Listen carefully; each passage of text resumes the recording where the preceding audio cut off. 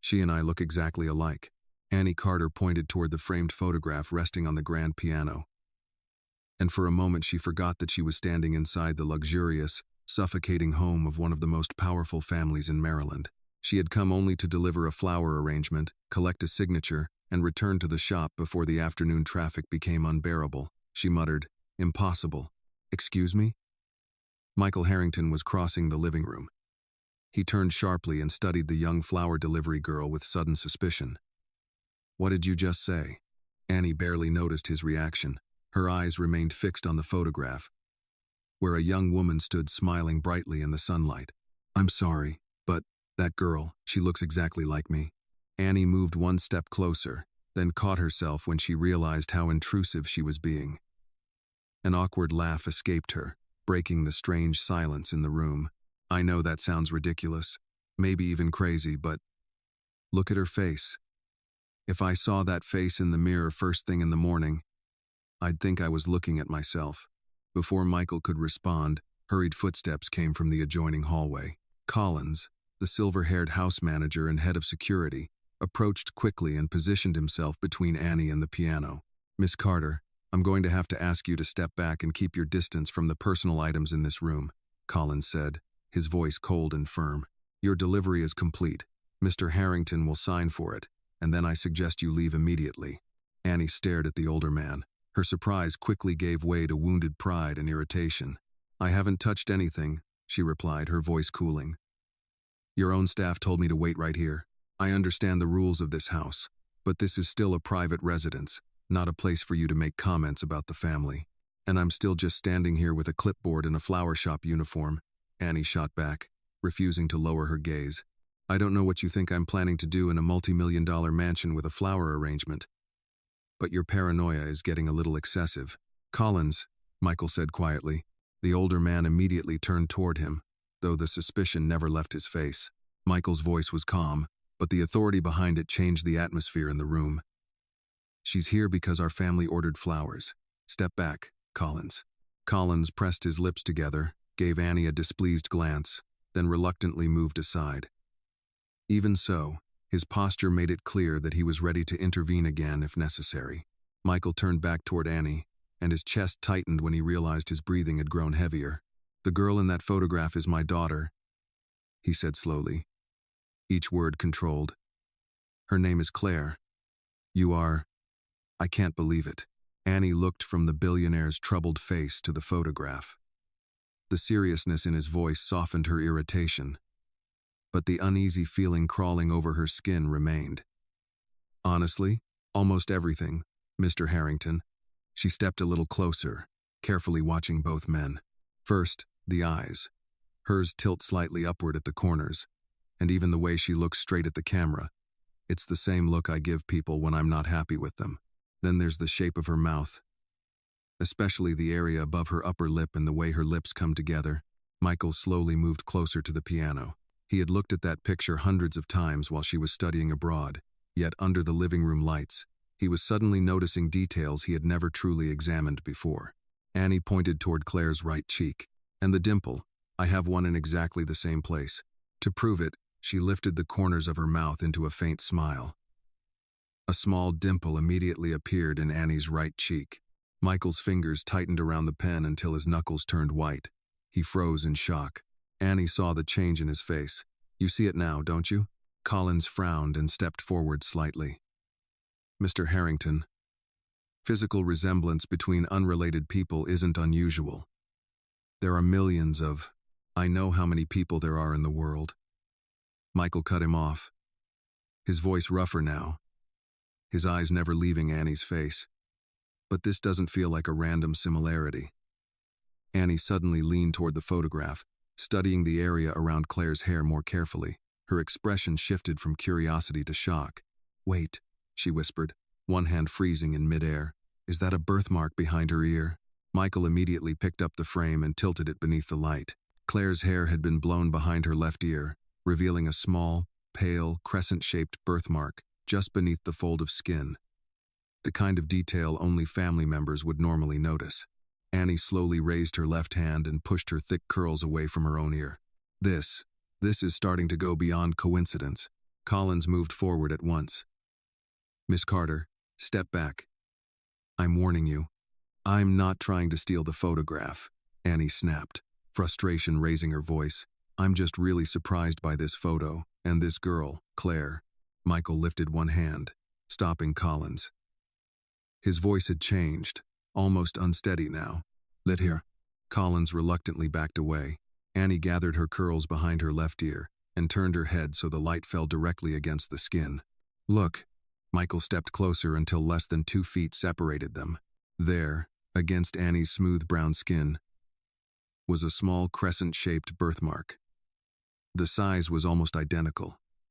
The shape was almost identical. Even the position behind her left ear matched Claire's. The living room fell silent.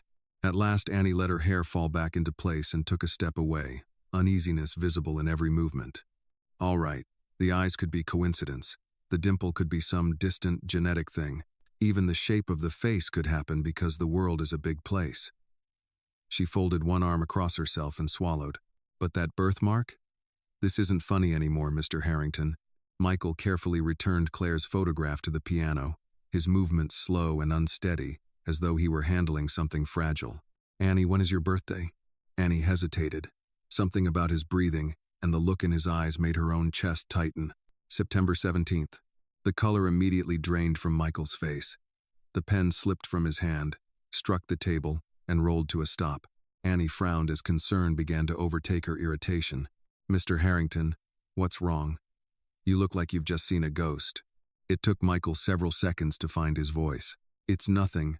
I just need to ask you one more thing. He took a step toward her, then stopped himself, afraid of frightening her. I know this is intrusive, but do you know which hospital you were born in? Annie's shoulders went rigid. The question had touched the oldest wound in her life. No, she answered, her voice colder now. I don't. Michael hesitated. Were you adopted?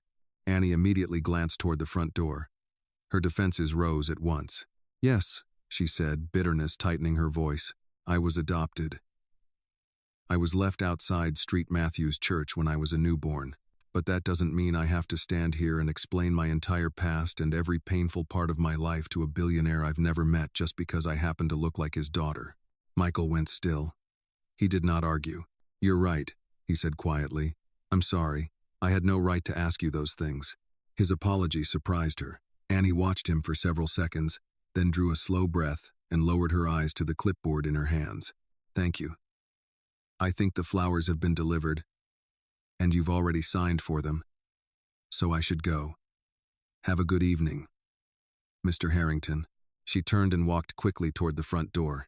Before her hand reached the handle, Michael's low voice stopped her. Annie. She turned, still guarded. What is it now? What's your last name? Annie tugged lightly at the employee badge on her shirt. Carter. Annie Carter. Michael repeated it quietly, as though trying to carve the name into memory. Annie Carter. I still have a lot of work to do. Goodbye, Mr. Harrington. Thank you for ordering from St. Jude Florists, she said, keeping her distance. I have to admit, this world really is full of surprises. The heavy wooden door closed behind her. Collins remained silent until the sound of Annie's delivery van faded along the gravel drive. Would you like me to have someone investigate her, sir? He finally asked. Michael turned so sharply that Collins visibly stiffened. No. With respect, sir, an unknown young woman appears in your home, points to Miss Claire's photograph, and happens to share several unusually specific physical features. It could have been arranged in advance to gain access to the Harrington family's money. Enough, Collins, Michael snapped, the anger rising from somewhere beneath his fear. She didn't know who I was. She came here because of a flower order, and I was the one who kept questioning her. She is not a con artist. Collins lowered his head and said nothing more. Michael left the living room and went directly to his private study. After closing and locking the mahogany door, he crossed to an old framed map and moved it aside, revealing a digital safe built into the wall. He entered the 8-digit code. The safe opened. Inside were no stacks of cash or bars of gold, only aging family documents, handwritten letters from Naomi, his late father's mechanical watch, and an old craft paper hospital envelope with yellowing edges. Michael removed the envelope with trembling hands and carried it to his desk. He opened it carefully and tipped it over. A tiny plastic hospital identification bracelet slid into his palm. The plastic had grown brittle with age, but the heat-printed letters from 18 years earlier were still readable beneath the desk lamp. Baby girl Harrington B9/17. Michael closed his hand around the bracelet until the hard plastic pressed into his palm. Then he reached for the telephone and dialed a familiar number, though his fingers were no longer steady. Rachel Bennett answered after 3 rings. Michael, it's nearly midnight. Is something wrong at the estate? Is this about the board or the company shares? Michael lowered his eyes to the bracelet in his hand. Rachel, he said, his voice hoarse but controlled. I need you to wake up whoever we need in Maryland. Tomorrow morning, no matter what it takes, I want the hospital medical records and death records from 18 years ago reopened. The line went silent. Then Rachel asked, Whose records, Michael? Michael closed his eyes. The image of the crescent-shaped birthmark behind Annie Carter's left ear remained painfully clear in his mind. The records of the second daughter they told me died. Annie slowed as she walked back to the delivery van, but after only a few steps, she glanced over her shoulder toward the Harrington house. She shook her head softly and muttered to herself, This is so strange. She and I look like we could be twin sisters. She opened the driver's door, but paused before getting in, one hand still resting on the handle. Claire, Annie whispered, almost embarrassed that she was speaking to someone she had never met. If we already look this much alike in a photograph, I can't help wondering what it would be like to meet you in person. A nervous smile crossed her face, but it disappeared almost as quickly as it came. By the time Annie parked the florist van behind the shop and handed over the remaining delivery receipts, she had already told herself 6 times that resemblance did not mean anything. People looked alike. Birthdays repeated. Birthmarks happened. When she finally reached the narrow brick row house she shared with Denise Carter, the smell of meatloaf, onions, and buttered green beans met her before she had both feet through the door. You're late, Denise called from the kitchen. And before you blame Baltimore traffic, I already checked the traffic. Annie shut the door and leaned against it for a second. You check traffic now? Denise appeared in the kitchen doorway with a dish towel over one shoulder and reading glasses resting low on her nose. I can only check the weather, traffic, my blood pressure, and whether Mr. Jenkins next door has remembered to put his trash cans out. That is what happens when a person survives long enough. Normally, Annie would have laughed. That evening, she only bent down to untie her sneakers. Denise's expression changed at once. All right. What happened? Nothing happened. Baby, I've known you since you could barely walk. That face has never meant nothing. Annie straightened and tried to look annoyed. Why does every older black woman in Baltimore know when somebody's lying about being fine? Because young people have been saying I'm fine in exactly the same tone for generations. Denise pointed toward the sink. Wash your hands. Dinner is getting cold, and whatever happened can survive another 3 minutes. At the table, Denise did not question her immediately. She served meatloaf, mashed potatoes, and green beans, then waited until Annie had taken a few bites and spent nearly a minute pushing potatoes around her plate. Finally, she set down her fork. Now tell me who upset you. No one upset me. Then, tell me who scared you. Annie looked up. She exhaled and leaned back in the chair. I delivered flowers to the Harrington house today. The Harringtons with the hotels and all those buildings downtown? Those Harringtons. Denise raised an eyebrow. And what did a billionaire do to make you come home looking like that? He didn't exactly do anything. Annie hesitated. There was a photograph in the living room. A photograph? A girl in the photograph. Denise waited. Annie rubbed her thumb along the edge of her napkin. She looked like me. People resemble other people, Annie. You can walk through a grocery store and see somebody with Gloria's nose. Or my hands. I know that, Aunt Denise. Then what made this different? Annie looked directly at her. Same eyes. Same smile. Same dimple on the same side. Denise's face became more serious, though she still said nothing, and there was a birthmark behind her left ear. Annie pushed her curls aside and touched the small crescent-shaped mark Denise had seen countless times. Denise stared at it, then back at Annie. Same place? Almost exactly. I could see it clearly in the picture. Denise slowly leaned back in her chair. All right, I'll admit that's unusual. Thank you. I said unusual. I did not say the universe is sending you a message. Annie almost smiled, but the expression vanished quickly. He asked my birthday. Michael Harrington did? Yes. When I said September 17th, he went pale. Then he started asking where I was born. What hospital? Whether I was adopted. Denise's mouth tightened. How much did you tell him? That I didn't know the hospital, that I was adopted, and that I was left at Street Matthews.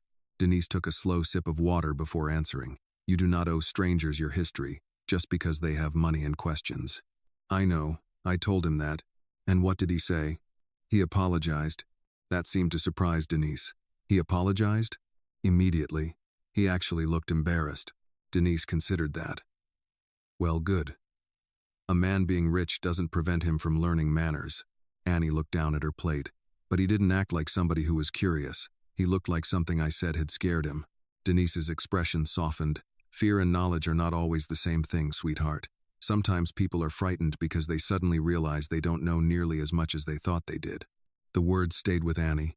After dinner, she went upstairs to the small bedroom she had used since childhood. She opened the closet and pulled out a blue metal box with chipped paint along the corners. Denise appeared at the doorway a moment later. You haven't opened that in a while. I haven't had a reason to. Inside were photographs of Annie as a baby, copies of her adoption papers, a small silver cross, and a folded piece of the blanket she had been wrapped in when she arrived at Street Matthews. Annie touched the worn fabric carefully. Did Gloria ever know who brought me there? Denise leaned against the doorframe. Not for certain. You always say not for certain. That means she suspected something. It means Gloria knew more than she believed a 12-year-old needed to carry. I'm not 12 anymore. I've noticed. You mention being 18 every time I ask what time you're coming home. This time Annie did smile, but only briefly. Did she leave anything else? Denise hesitated just long enough for Annie to notice. Aunt Denise, there is an envelope at Street Matthews. Annie stared at her. What envelope? Gloria left it with Father Callahan before she got too sick. She told him it was yours when you were old enough and ready to ask. Annie rose so quickly that the mattress shifted beneath her. You've known about this the whole time? I've known there was an envelope. I don't know what's inside. Denise came farther into the room. Gloria never wanted to lie to you. She also didn't want a mystery to become the only thing you thought about when you looked at yourself. She raised you to have a life before you went searching for the beginning of it. If you feel for Annie as she begins searching for the truth about where she came from, please like this video. And tell us in the comments where you're watching from. You never know. Someone near you might be watching this story right along with you. Annie looked down at the blue box again. I want to see that envelope. Then tomorrow, we call Father Callahan, across Baltimore. Long after Annie and Denise had finished dinner, Rachel Bennett sat opposite Michael Harrington in his private study, with a legal pad open on her knee. She had arrived in jeans, a wool coat, and the expression of a woman who did not appreciate being called close to midnight without a proper explanation. Start from the beginning, she said. Michael remained standing behind his desk. I want to start with the hospital. Rachel removed her glasses. Michael, I cannot reopen an 18-year-old medical matter because you have a feeling. Tell me what happened. He slid the old hospital envelope across the desk. Rachel took out the tiny bracelet and read the faded lettering. Baby girl Harrington B. Michael nodded. You kept this all these years? I kept everything they gave me. Rachel looked up. Who actually told you the baby had died? The attending physician spoke to me first. After that, my mother handled most of the arrangements because Naomi was sedated and barely conscious. Rachel's pen stopped. Eleanor handled the paperwork? Yes. What exactly did she tell you? Michael looked toward the dark window. She put her hand on my shoulder and said, You have one daughter who needs you. Let me take care of the rest. Rachel was quiet for several seconds. Michael, if I start looking, I'm not going to stop because something becomes uncomfortable. I'll need hospital records, administrative files, signatures, billing records, disposition paperwork, anyone who had access. You may not like where this leads. I'm not asking you to protect me. That isn't what I asked. Rachel leaned forward. Are you prepared for the possibility that the story you've believed for 18 years is wrong? Michael looked at the bracelet. I met a girl today. Rachel's eyes narrowed. What girl? Her name is Annie Carter. And why does Annie Carter have anything to do with this? Michael finally met her gaze. She has Claire's face. Before dawn, Rachel found the first inconsistency, then another. At 6:30 the next morning, Michael's phone rang. He answered before the first ring had finished. Rachel did not bother with a greeting. "Michael, there's a problem with the death record." He stood beside the bedroom window, looking out over the pale lawn. "What kind of problem?" "The kind that makes me want the original file in front of me before I say anything definitive." Michael's grip tightened around the phone. "Rachel, tell me what you found." She drew a breath. "There isn't enough in the record to prove that a baby died." Michael did not move for several seconds after Rachel's words. "There isn't enough in the record to prove that a baby died." He stood beside the bedroom window with the phone pressed tightly to his ear, watching the first gray light of morning settle over the lawn. "What do you mean by not enough?" "I mean exactly that," Rachel replied. Her voice was controlled, but the fatigue beneath it told him she had been working through the night. "The maternity records show Naomi delivered twins. There are 2 fetal monitoring numbers and 2 nursery identification codes. But after the delivery, the paperwork stops making sense. Claire's file continues normally. The second infant's file does not." Michael closed his eyes. "There was a death certificate. There is an entry stating neonatal loss, but I haven't found a complete certified death record in what I can access yet. There's no funeral home documentation attached, no clear disposition record, and nothing showing you personally authorized what happened afterward. My mother handled that. I know. That's one of the reasons I want the original hospital file before we draw conclusions." Michael turned from the window. "So someone could have made a mistake." "Yes, and someone could have changed the record." Rachel was silent for a moment. Yes, that single word stayed with him. By 9 o'clock, Michael had canceled his morning meetings. By 10, he was sitting in the back of his car outside Street Jude Florists, watching employees carry buckets of flowers through a side entrance.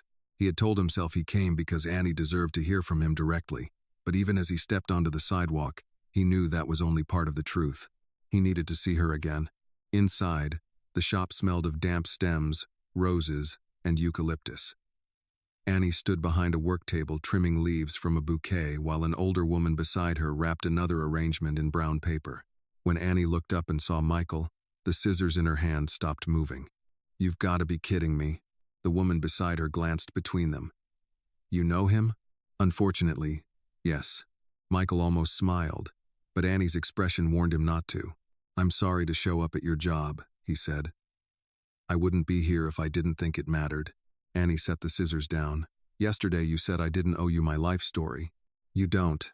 And now you're standing in my workplace. I know how that looks. It looks like a billionaire doesn't hear the word boundary very often." The older woman quietly picked up her flowers and moved toward the back room. Michael lowered his voice.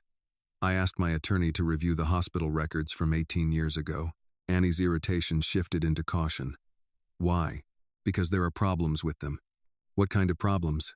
"The records show 2 babies were born, but the documentation for the second child is incomplete." Annie stared at him. "And you think that has something to do with me?" "I don't know. That's not what your face is saying." Michael took a breath. "I think there is enough here to justify asking one question properly." Annie folded her arms. "Which is?" "A DNA test." The color changed in her face. For a moment, she said nothing. Then she gave a short, disbelieving laugh. "You came all the way down here to ask me for my DNA?" "Yes." "No." Michael did not argue. That seemed to surprise her more than if he had. "You're not going to tell me how much it costs or how private it is?" "No." "You're not going to offer me money?" "Absolutely not." Annie studied him. "Then why are you still standing here?" "Because I wanted you to know why I asked. If the answer is no, I'll leave." Her eyes remained hard. "Do you have any idea what you're asking me to do?" "Yes." "No, you don't." Annie leaned both hands against the work table. "If that test says we're not related, then I'm right back where I started, except now I get to feel stupid for believing any of this. And if it says we are related, then everything I know about myself changes because some rich man walked into my job and asked me to spit in a tube." Michael absorbed that without interrupting. Annie shook her head. "I'm not doing it." "All right." He turned toward the door. "Wait." Michael looked back. Annie's expression had softened only slightly. "If you find something in those records that actually matters, You tell me. You don't send one of your employees, and you don't have somebody digging through my life behind my back. You have my word. She gave him a skeptical look. I told you yesterday I don't know you well enough for that to mean much. Then I'll have to earn it. For the first time since he entered, Annie had no immediate answer. That afternoon, she went to Street Matthews. The church looked smaller than she remembered from childhood. The same dark wooden pews faced the altar, and the same faint scent of candle wax and old coffee seemed to live permanently in the walls. In the parish hall, several older women were sorting canned food into cardboard boxes, while Father Thomas Callahan stood near a folding table with a styrofoam cup in one hand. He smiled when he saw her. Denise called. Of course she did. She said you were coming and that I should avoid giving you a sermon unless absolutely necessary. Annie managed to smile. That sounds like her. Father Callahan's expression became gentler. You want the envelope? Yes. He studied her for a moment. Are you sure? No. That's an honest answer. He led her into his small office and opened a locked drawer. From inside, he removed a cream-colored envelope with Annie written across the front in Gloria's handwriting. Annie recognized it immediately. Her throat tightened. She left this for me? She did. Did she know what was inside? I believe so. Annie sat down before opening it. Inside were 3 things. An old receipt from Street Matthews dated 18 years earlier. A folded piece of paper with the initials EW, written in blue ink. And a note from Gloria. Annie read the note twice. Father Callahan watched quietly until she finally looked up. She knew someone brought me here. Yes. Did she know who? She never told me a name. Annie held up the paper. E.W.? That was already with you when Gloria received your things. Annie stared at the initials. Father Callahan sat across from her. Your mother, Gloria. I mean, never wanted you to spend your life chasing someone who might not want to be found. Annie's eyes dropped to the note again. She also never wanted you to be afraid of the truth. Annie sat there for a long time. Then she reached for her phone. Michael answered on the second ring. Annie?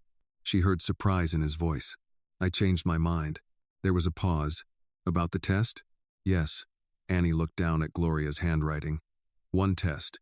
Independent lab. No reporters. No company people. No tricks. You choose the lab, and I get a copy of everything. Everything. Annie took a slow breath. If we do this, Mr. Harrington, I want the truth even if neither of us likes it. Michael's answer came quietly. So do I. The independent lab Annie chose sat on the 3rd floor of a medical office building near Towson, far enough from Harrington headquarters that she would not have to wonder whether Michael owned the building, knew the receptionist, or had donated the chairs in the waiting room. Rachel Bennett had arranged the appointment exactly the way Annie requested. No company security, no public relations staff, no private physician from Michael's household. Only Annie, Michael, Rachel, and a lab technician who explained the consent forms twice before anyone signed anything. Annie sat with the clipboard balanced across her knees and read every line. Michael noticed. Take as much time as you need. She glanced up. I planned to. I wasn't rushing you. I know. I'm just making sure you know I'm not rushing me either. Rachel hid the beginning of a smile behind her coffee cup. The technician returned with 2 sealed collection kits. We'll take cheek swabs from both of you. The samples are labeled with case numbers, not names, once they enter processing. Results should be available within several business days. Annie looked at Michael. And nobody from your company gets them first? Michael turned to Rachel instead of answering for her. Rachel said, the lab sends the report to both authorized parties at the same time. You receive your copy directly. Michael receives his. I receive one only because both of you signed permission for me to coordinate the legal side. Annie nodded. Good. Michael leaned forward slightly. If you want to stop, we stop. She gave him a long look. You keep saying that, because I mean it. That's probably the first thing about this that makes me less nervous. The swabs took less than 10 minutes. The consequences of them seemed much larger. When the technician sealed the samples into separate envelopes, Annie watched until both disappeared into a locked transport box. Michael did the same. Outside the building, they stood near the curb while traffic moved steadily along the road. Michael broke the silence first. Do you need a ride home? I have a bus pass. I didn't ask whether you could get home. Annie looked at him, ready to push back. then saw that he was not reaching for his wallet or signaling to a driver. He was simply asking, "No, thank you. Denise is picking me up." Michael nodded. "All right." Annie shifted her bag higher on her shoulder. "What happens now?" "We wait." "You're good at that?" "No." That made her laugh. Michael smiled faintly. "You?" "Also no."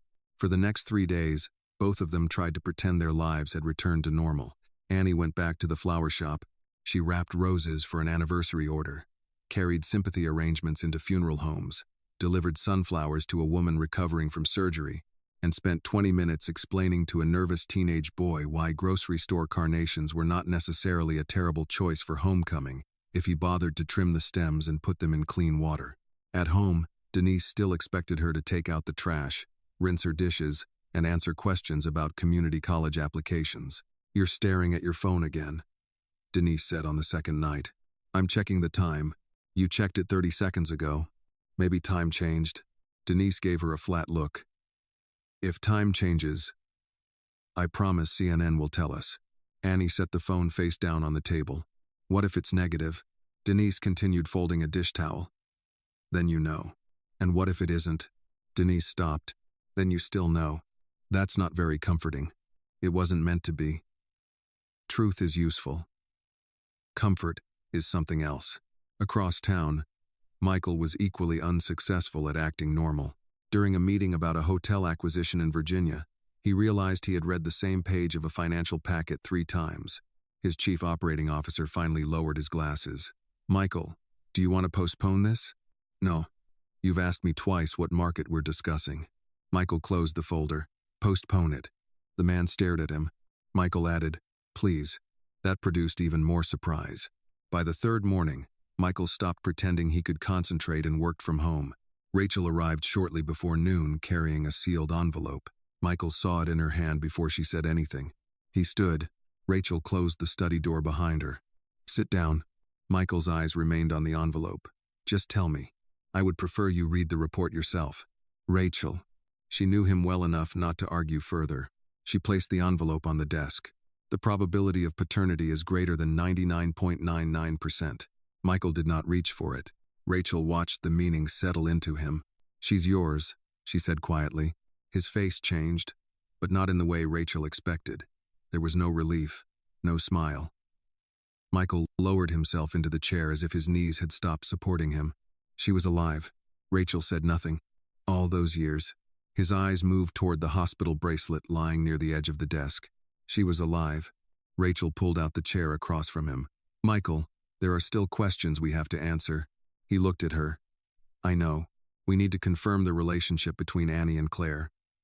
We need the full maternity file. We need to establish how this happened. I know, and Annie needs to hear this from you before anyone else in your family." That brought him fully back into the room. "Yes." He picked up the envelope at last. "I'm telling her today." Annie refused to meet at the Harrington estate. She chose Street Matthews. When Michael arrived that afternoon, she was sitting in the 2nd row of the quiet church, with the cream-colored envelope from Gloria resting beside her. He sat at the other end of the pew, leaving space between them. Annie looked at the report in his hand. "You got it?" "Yes." She swallowed. "And?" Michael held it out instead of answering. "You should read it." Her fingers trembled slightly when she took the pages. She read the first paragraph once, then again. Michael watched her face rather than the paper. Annie reached the conclusion and stopped. For several seconds, neither of them spoke. Finally, she whispered, 99.9 to 9%. Michael nodded. Annie looked at him. "So you're my father?" The words sounded strange in the church. Michael drew a slow breath. "Biologically, yes." Annie looked back down at the report. "That's a very lawyer answer. I'm trying not to tell you what this is supposed to mean." She folded the pages carefully. "What do you think it means?" Michael hesitated. "My first thought was that it makes you mine." Annie's eyes lifted immediately. He shook his head. "No, that was wrong." She waited. Michael's voice softened. "It makes me your father. What that makes me to you is something you get to decide." The hardness in Annie's expression eased, though only a little. "I don't know what to call you. You don't have to call me anything different. And I don't want money." "I know. You don't know that yet." "You're right." Annie looked at the papers again. "Does Claire know?" Michael's silence answered before he did. Not yet. You're going to tell her? I have to. Annie stared toward the altar. What if she thinks I'm trying to take something from her? Michael looked at the daughter he had known for less than a week and thought of the daughter waiting for him on another continent. Then I'll tell her the truth. Annie turned toward him. Michael folded his hands together. That nobody is taking anything from her. He paused. We're finding out what was taken from you. Michael waited until evening in Baltimore before calling Claire. Paris was 6 hours ahead, and he knew she would still be awake. For 10 minutes he sat alone in his study with his phone in his hand, opening and closing the contact screen as though there might be a version of the conversation that did not end with his daughter questioning everything she knew about her family. When Claire finally answered, her face appeared against the dim light of a small apartment. Her blonde hair was tied back, and a charcoal pencil was tucked behind one ear. Dad? You know it's after midnight here, right? If this is about the embassy, they already emailed me. I still don't have the replacement passport. It's not about the passport. Claire's smile disappeared. What happened? Michael leaned forward. Nothing has happened to me. You're not in danger. I need you to know that first. That is a terrible way to make someone feel safe. You're right. I'm sorry. Claire studied his face through the screen. Dad, what is going on? Michael had spoken to investors during market crashes and employees after layoffs. He had stood beside a hospital bed while doctors explained that Naomi was not recovering. None of those moments gave him the words he needed now. A few days ago, a young woman came to the house to deliver flowers. Claire frowned. Okay. She saw your photograph on the piano. The main picture? Yes. She said the two of you looked alike. Claire gave a confused laugh. People tell me I look like random actresses all the time. That doesn't mean anything. That's what I thought at first. The expression on Claire's face changed. At first? Michael took a breath. Her name is Annie Carter. She's 18. She was born on September 17th. Claire stopped moving. She has the same dimple you do. She also has a birthmark behind her left ear that is almost identical to yours. For several seconds, Claire only stared at him. Then she shook her head. No. Claire? No, Dad. You're doing that thing where you give me the facts one at a time because you think it will make the bad part easier. Just tell me what you're trying to say. Michael lowered his voice. I took a DNA test with Annie. Claire's eyes widened. You did what? She agreed to it. An independent lab handled everything. Why would you even think you needed a DNA test? Because I had Rachel review the hospital records from the night you were born. Claire looked away from the screen. This is about the baby. Michael said nothing. Claire turned back slowly. The sister who died? The child we were told died. Claire's face went pale. Michael continued carefully. The test came back today. Annie is my biological daughter. Claire pushed away from the desk. For a moment the camera showed only part of her shoulder. Claire? I'm here. Talk to me. She returned to the screen, but her eyes were wet. What do you want me to say? Congratulations? No. Do you expect me to believe some girl walks into the house, sees my picture, and suddenly she's your daughter? I understand how impossible it sounds. No, I don't think you do. Michael let her anger come. Claire rubbed both hands over her face. Does she know who we are? Does she know how much money you have? She knew the Harrington name, but she didn't come looking for us. The flower shop sent her. And you're sure? Yes. You've known her for less than a week. That's true. Then how can you be sure she isn't trying to get something? Michael's expression tightened, but he kept his voice calm, because the DNA does not care what she wants. Claire looked down. He added, and because she has refused every offer of help I've made. What kind of help? Transportation, money, anything that would make this easier. Claire let out a shaky breath. That doesn't prove anything. No, it doesn't, but it matters. Silence stretched between them. Finally, Claire asked, have you told her about me? Yes. What did she say? She asked whether you'd think she was trying to take something from you. That made Claire look up. Michael continued. She was worried about you before you had even spoken to her. Claire swallowed. I don't know if that makes me feel better or worse. You don't have to decide tonight. She stared at the dark edge of her screen. Do you have a picture of her? Michael had expected the question. He sent the photograph Rachel had taken with Annie's permission outside Street Matthews. Claire opened it. Her face changed almost immediately. Oh my God. Michael said nothing. Claire enlarged the image. Dad, I know. She does look like me. I know. Claire touched her own cheek unconsciously. Her smile. Yes. And her eyes. Yes. Claire whispered, "This is so weird." Michael almost smiled despite himself. That's exactly what Annie said. The next afternoon, after more discussion and a call with Rachel, Claire agreed to submit a DNA sample through an accredited partner clinic in Paris. The lab would compare her sample directly with Annie's and Michael's, while Rachel continued working through the maternity records. 2 days later, Annie sat in Denise's kitchen with her phone propped against a sugar bowl when Claire called for the first time.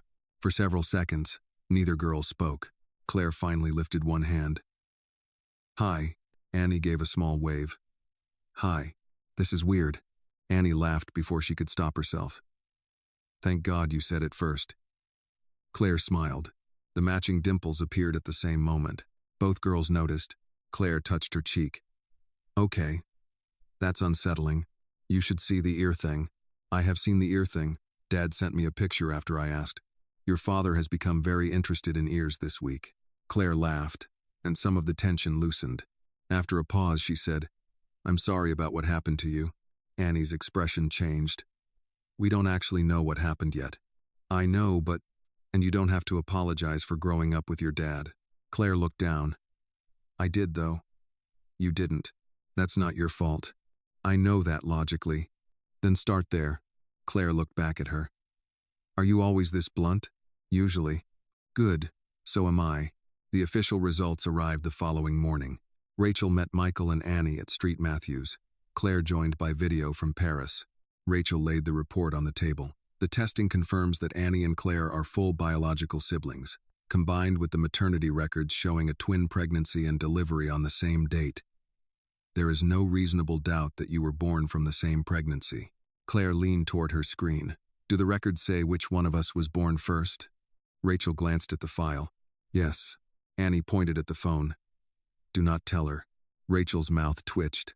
Claire sat straighter. "Tell me immediately." Michael actually laughed. Rachel looked between them. "Claire was born 7 minutes before Annie." Claire smiled with instant satisfaction. "So I'm the older sister." "By 7 minutes," Annie said. "That is not a real amount of authority." "It absolutely is. You've had the title for 30 seconds. And I'm already enjoying it."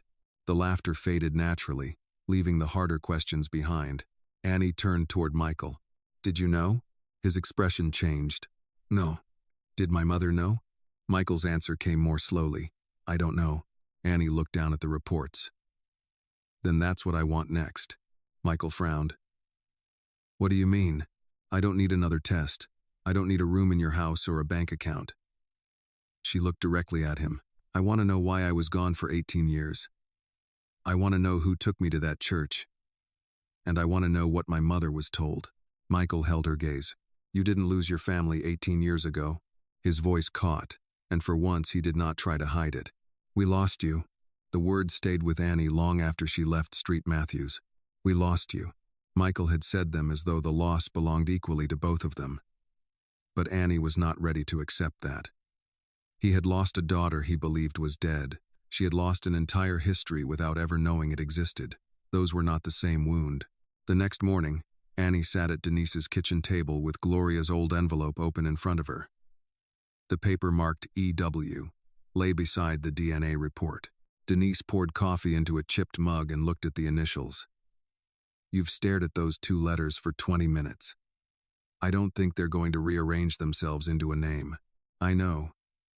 Annie rubbed her thumb over the edge of the paper. "But somebody wrote them down for a reason.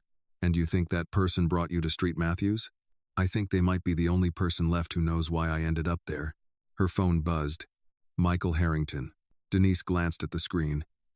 "He calls early. He's 50, this is probably lunchtime to him." Denise gave her a look. "Watch yourself. 50 is not old." Annie smiled despite herself and answered, "Good morning."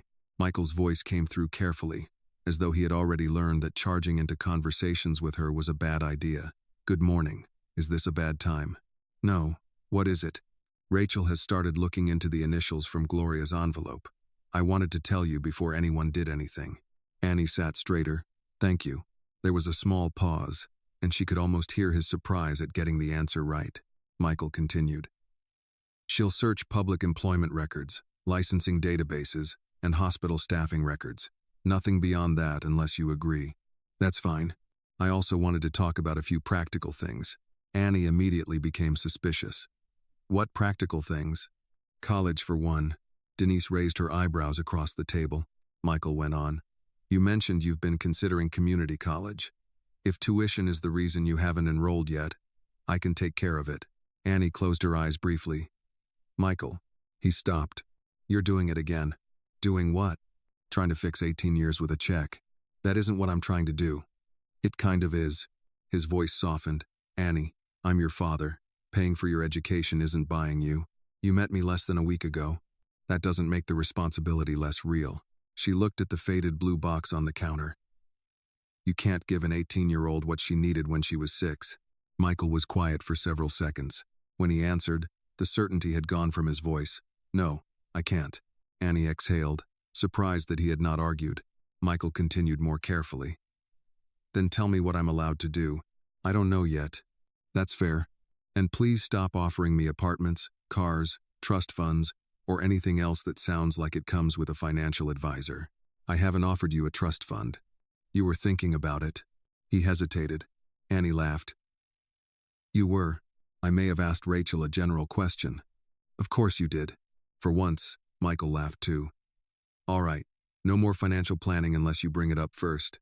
That would help. After the call ended, Denise slid a plate of toast toward her. He listened. This time, then give the man credit for this time. People don't learn by being reminded only of the days they failed. Annie picked up a piece of toast. Whose side are you on? Yours.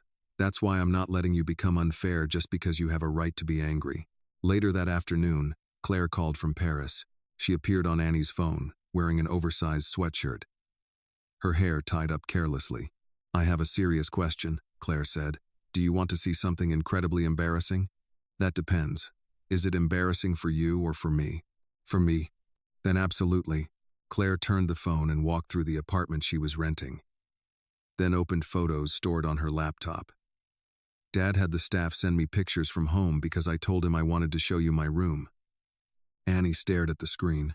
Claire's childhood bedroom had pale blue walls, bookshelves built around a wide window, a desk overlooking the garden, and a canopy bed that looked like something from a catalog. You had a chandelier? Claire groaned. I was 9. I thought I was a princess. You had a bathroom in your bedroom. That was Dad's fault. You had a couch. I read a lot. You had a couch in your bedroom, Claire. Claire started laughing. Okay, when you say it like that, I sound unbearable. Annie laughed with her. But after the call ended, she remained sitting on the edge of her own narrow bed. Her room held a second-hand dresser Denise had repainted when Annie was 11, a desk Gloria bought at a church rummage sale, and a radiator that knocked through winter nights. Annie loved the room. It was home, but for the first time, she found herself thinking about the bedroom she might have had. Denise appeared carrying folded laundry and stopped when she saw Annie's face. You saw Claire's room. How did you know? Because rich people always have bedrooms that make normal people reconsider their childhood. Annie smiled weakly. She had a couch. Denise put the laundry down. Don't confuse what Claire had with what you deserved. Those are two different things. I'm not mad at her. I know. I just keep thinking there was a place for me somewhere. And somebody decided I wasn't going to get it. Denise sat beside her. Then find out who made that decision. Just don't let it teach you to hate the sister who didn't. That evening, Rachel called. I found an EW. Annie immediately sat up. Who? Evelyn Ward. She was a maternity nurse at Street Catherine Women's Hospital 18 years ago. Michael was already on the conference call. Rachel continued. She worked there for 6 years, then resigned 3 days after you and Claire were born. She left Maryland shortly afterward and never renewed her nursing license. Annie's pulse quickened. Where is she now? I'm working on that, Michael said. Do not contact her until Annie agrees. Rachel paused. I wasn't going to. Annie heard something new in Michael's voice. He was beginning to understand that finding answers did not give him ownership over how they were pursued. The next afternoon, Michael drove alone to his mother's home in Baltimore County. Eleanor Harrington received him in a sunroom overlooking a manicured garden. At 79, She still sat with perfect posture, one hand around a china teacup. "You look tired," she said. "Are the markets misbehaving again?" "No." Michael remained standing. "Mother, do you remember a nurse named Evelyn Ward?"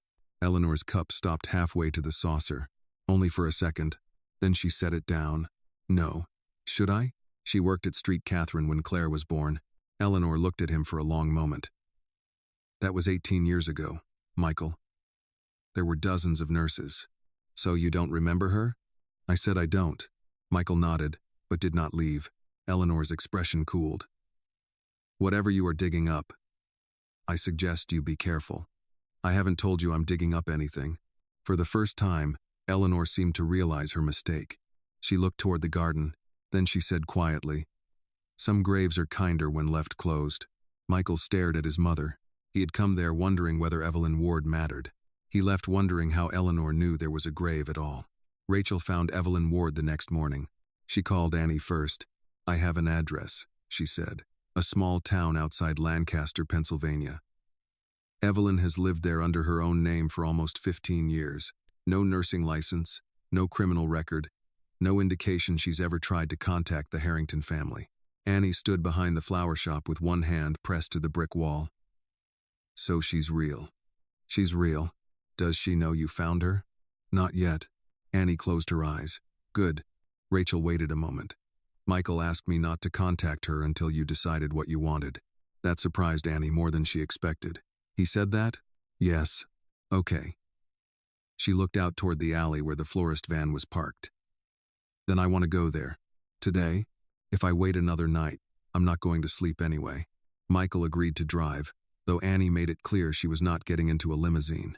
He arrived in a dark SUV without a driver, and Rachel sat in the front passenger seat with a folder on her lap. Annie climbed into the back and immediately noticed there was no Collins, no security detail, no second car following them. Michael caught her looking through the rear window. "I thought fewer people would make this easier." "It does. That may be the nicest thing you've said to me all week." "Don't get used to it." Rachel glanced back and smiled. "You two are making excellent progress." The drive north was quiet at first. Maryland gave way to rolling Pennsylvania farmland, red barns, roadside churches, and long stretches of highway broken by gas stations and diners. After nearly 2 hours, Michael pulled into a small restaurant beside the interstate. Annie looked at the sign. "We're stopping? You haven't eaten. You don't know that. You've been holding the same granola bar for 40 minutes. Annie looked down at it. That is disturbingly observant. Inside, they took a booth near the window. Michael ordered black coffee, Rachel ordered tea, and Annie asked for grilled cheese with tomato soup. Michael looked at her plate when it arrived. "That's your emergency road trip meal? It's reliable. I don't trust a diner enough to experiment." Rachel stirred sugar into her tea. "That may be the most sensible thing anyone has said today." For a few minutes they talked about nothing important. Traffic, Claire's passport problem, whether Baltimore drivers were worse than Washington drivers. Annie appreciated the ordinary conversation more than she wanted to admit. Then Michael asked, "What do you expect her to say?" Annie put down her sandwich. "I don't know. Do you think she's your biological mother?" "I did for years." Michael's expression shifted. Annie noticed. "I know the DNA says Naomi is my mother. I'm not confused about that. I didn't mean, I know." She looked down at the soup. "But before you showed up, I had one story. Somebody carried me into a church, left money, left no name, and disappeared. When you're a kid, you fill in the blanks. Sometimes I thought she was scared. Sometimes I thought she was sick. Sometimes I thought maybe she loved me and didn't have a choice." Rachel said gently. "And sometimes?" Annie swallowed. "Sometimes I thought she just didn't want me." Michael looked away. Annie noticed that too. "What?" "Nothing. That's not true." He turned back to her. "I was thinking about Naomi." Annie's expression softened despite herself. Michael continued. "If she knew you were alive, I don't believe she would have stopped looking." Annie held his gaze. "Then I need to know who made sure she never knew." An hour later, they turned onto a narrow residential road lined with modest houses and bare-branched trees. Rachel checked the number twice before pointing toward a small white house with green shutters and a bird feeder hanging beside the porch. "That's it." No one moved immediately. Annie stared at the house. Michael turned in his seat. We can leave. She looked at him. After driving 3 hours? If you're not ready, yes. Annie took a breath and opened the door. I'm ready enough. Rachel stayed near the driveway while Michael followed Annie up the walkway but stopped one step below the porch. You want me beside you? Annie looked at the front door. Not yet. She rang the bell. Footsteps approached slowly from inside. The door opened. A woman in her mid-60s stood there wearing a faded blue cardigan and reading glasses. Her gray hair was cut short, and one hand held a ceramic coffee mug. Can I help? Her eyes landed on Annie. The mug slipped from her hand. It struck the porch boards and broke. Coffee spread between their shoes. The woman grabbed the doorframe. Oh God. Annie froze. Evelyn Ward stared at her face, then at the hair around her left ear, as if searching for something she already knew was there. Her lips began to tremble. You lived. Annie forgot every question she had practiced in the car. Michael stepped closer, but she lifted one hand without looking at him. Evelyn's eyes filled. Annie finally managed to speak. Are you Evelyn Ward? The older woman nodded once. Were you the person who brought me to Street Matthews? Evelyn covered her mouth. Annie felt her heartbeat in her throat. Please. I've spent my whole life wondering who left me there. Evelyn looked past her and saw Michael. The color drained from her face. You brought him. He's my father. Evelyn closed her eyes. So the test came back. Michael's jaw tightened. How did you know there would be a test? Evelyn opened her eyes again. Because if she ever found you, there was only one way this could end. Annie stepped forward. I need you to answer me. Were you the woman who left me at the church? Evelyn nodded. Annie's voice shook. Then were you my mother? No. The answer came so quickly that Annie almost stepped back. Evelyn reached toward her, then stopped before touching her. No, sweetheart, I wasn't your mother. Then who were you? Evelyn looked toward the quiet street as if expecting someone to appear there after 18 years. I was a nurse at Street Catherine's. I was there the night you were born. Michael's expression hardened. Annie could barely breathe. Why did you take me? Evelyn's face crumpled with shame. Because I was told to. By who? Evelyn looked at Michael. He understood before she said the name. But Annie did not. Who told you to take me? Evelyn whispered. Eleanor Harrington, Michael's mother. Annie stared at her. Evelyn continued before either of them could speak. She told me to carry you out through a service corridor and hand you to a man waiting in the parking garage. She gave me money. She threatened my job, my family, everything I had. Michael stepped onto the porch. And you agreed? Evelyn flinched. At first. Annie's voice was quieter now. What changed? Evelyn looked directly at her. You grabbed my finger. Annie said nothing. You were so small, and you wrapped your whole hand around one finger like you were holding on for your life. Evelyn wiped at her eyes. I kept telling myself I was just doing what I had been ordered to do. Then I got to the elevator, looked at you, and realized I had no idea what that man in the garage intended to do once I handed you over. So you ran? I drove away. I didn't go to the garage. I went to Street Matthews because I knew Father Callahan from my sister's parish. I gave him the money Eleanor had given me and told him the baby needed a home where nobody would ask the wrong questions. Annie's eyes burned. You could have gone to the police. Yes. You could have told my father. Yes. You could have told somebody. Evelyn lowered her head. Yes. Annie's voice cracked. But you didn't. No. Evelyn looked up again, tears running freely now. Being afraid explains what I did. It does not excuse it. The anger in Annie did not disappear, but it changed shape.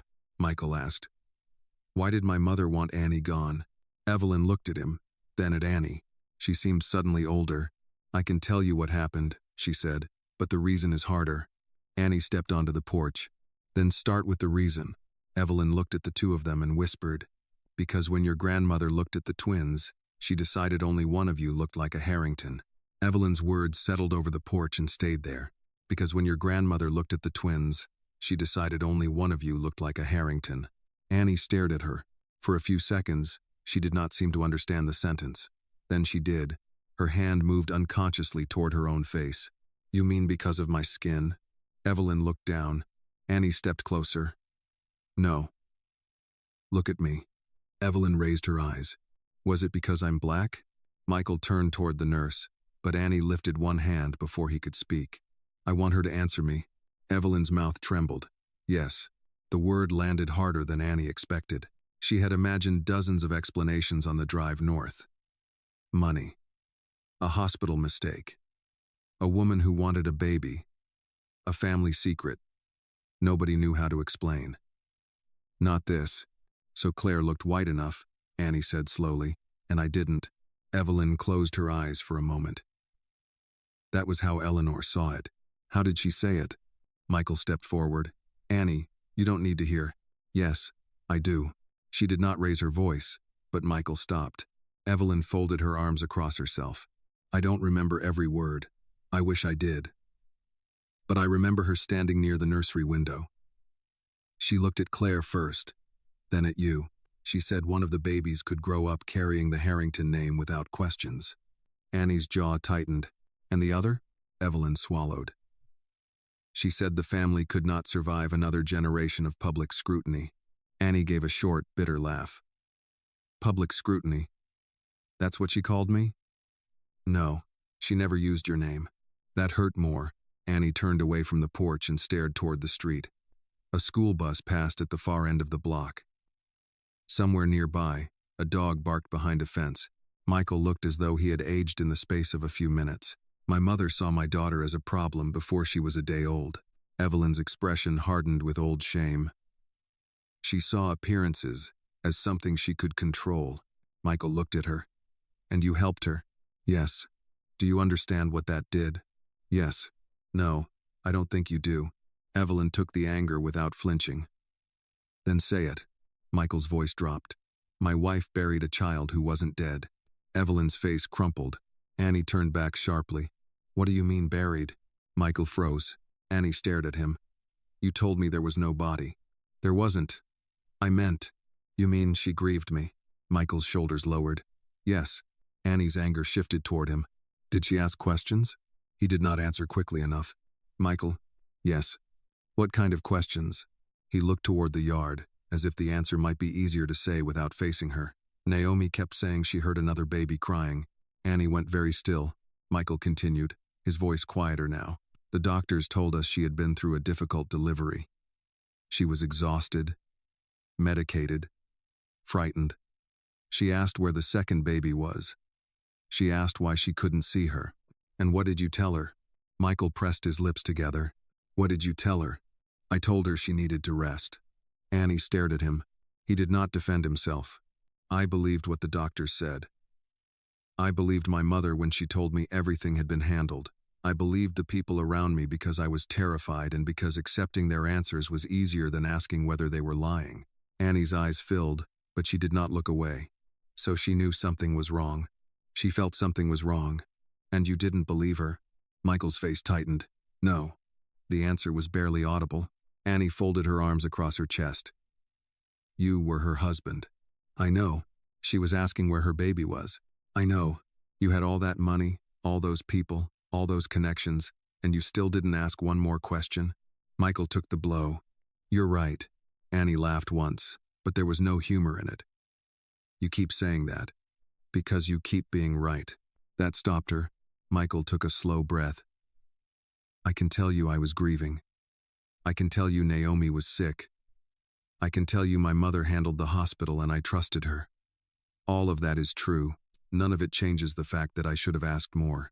Evelyn stepped back into the house and returned with a small cardboard box. I kept something. Michael looked at her.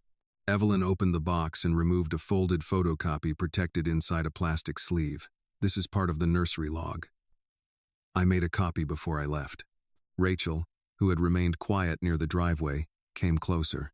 Evelyn handed it to her. 2 lines were visible.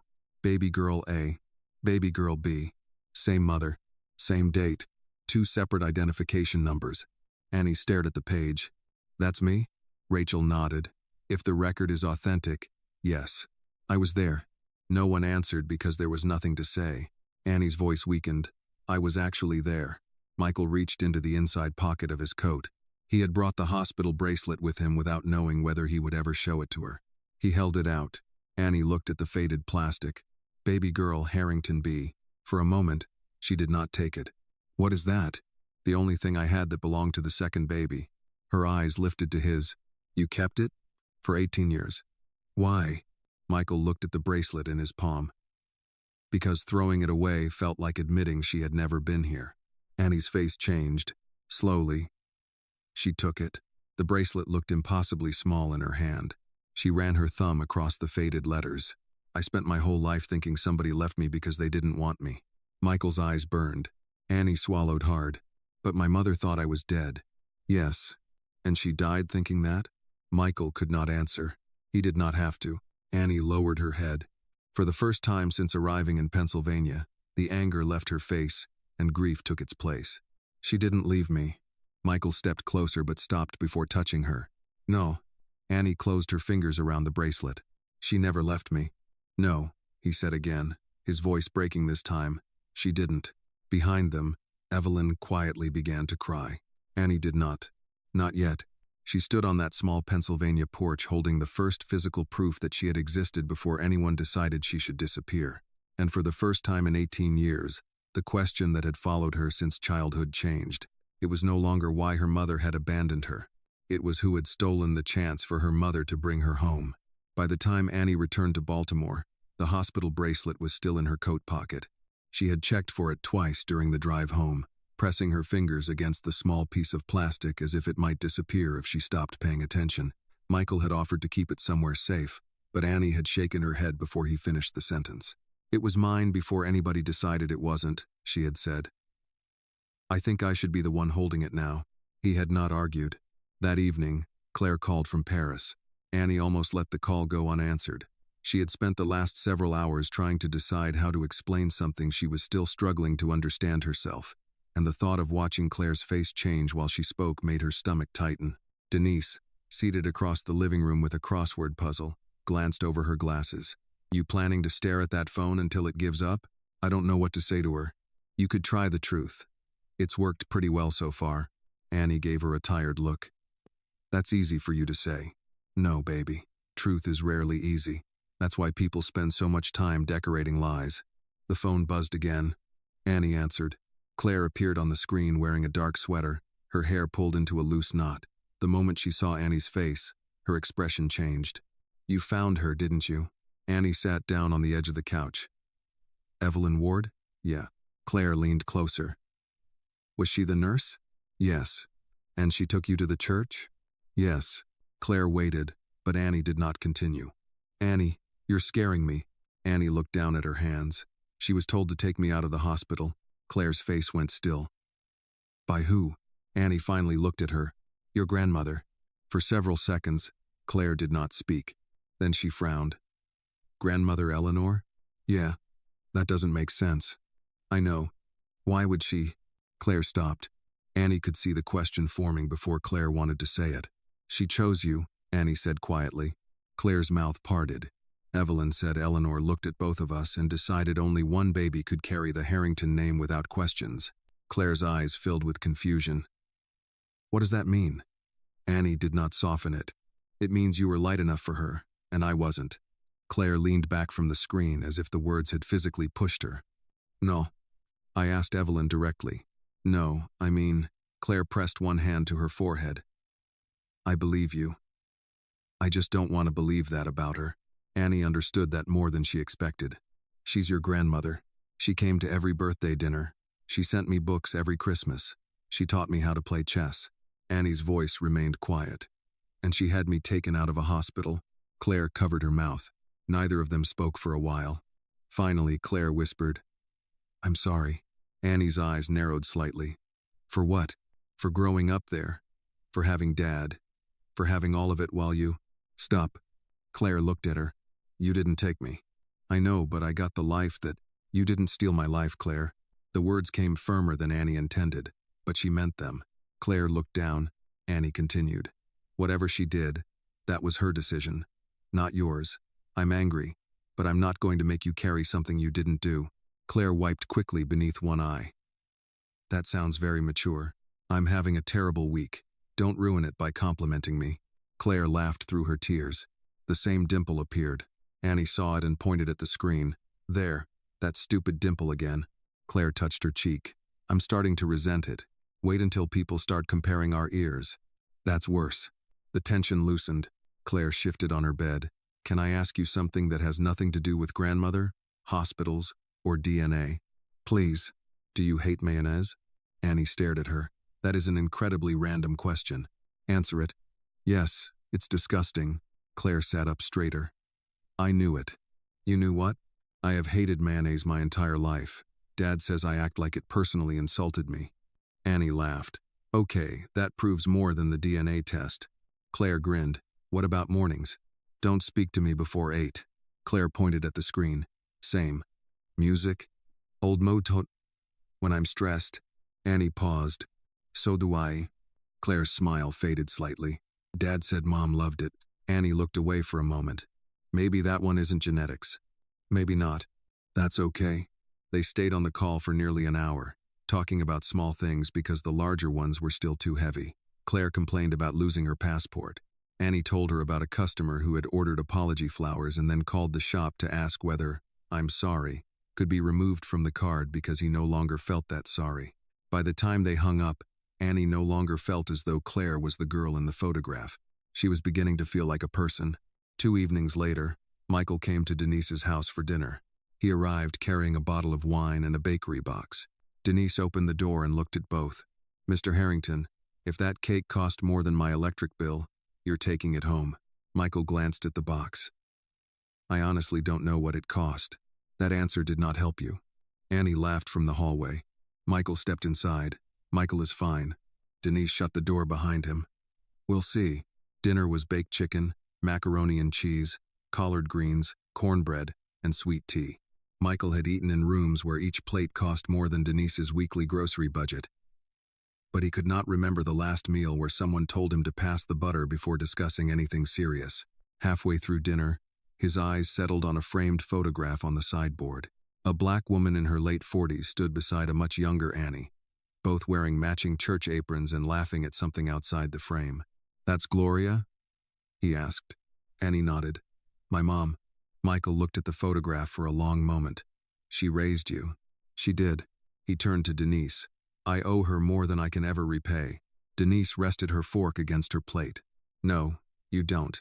Michael looked surprised. You can't repay a dead woman for loving a child, Denise said. That turns love into a debt. And Gloria never kept accounts like that. Michael glanced toward Annie. Denise continued. If you want to honor her, then respect the girl she raised.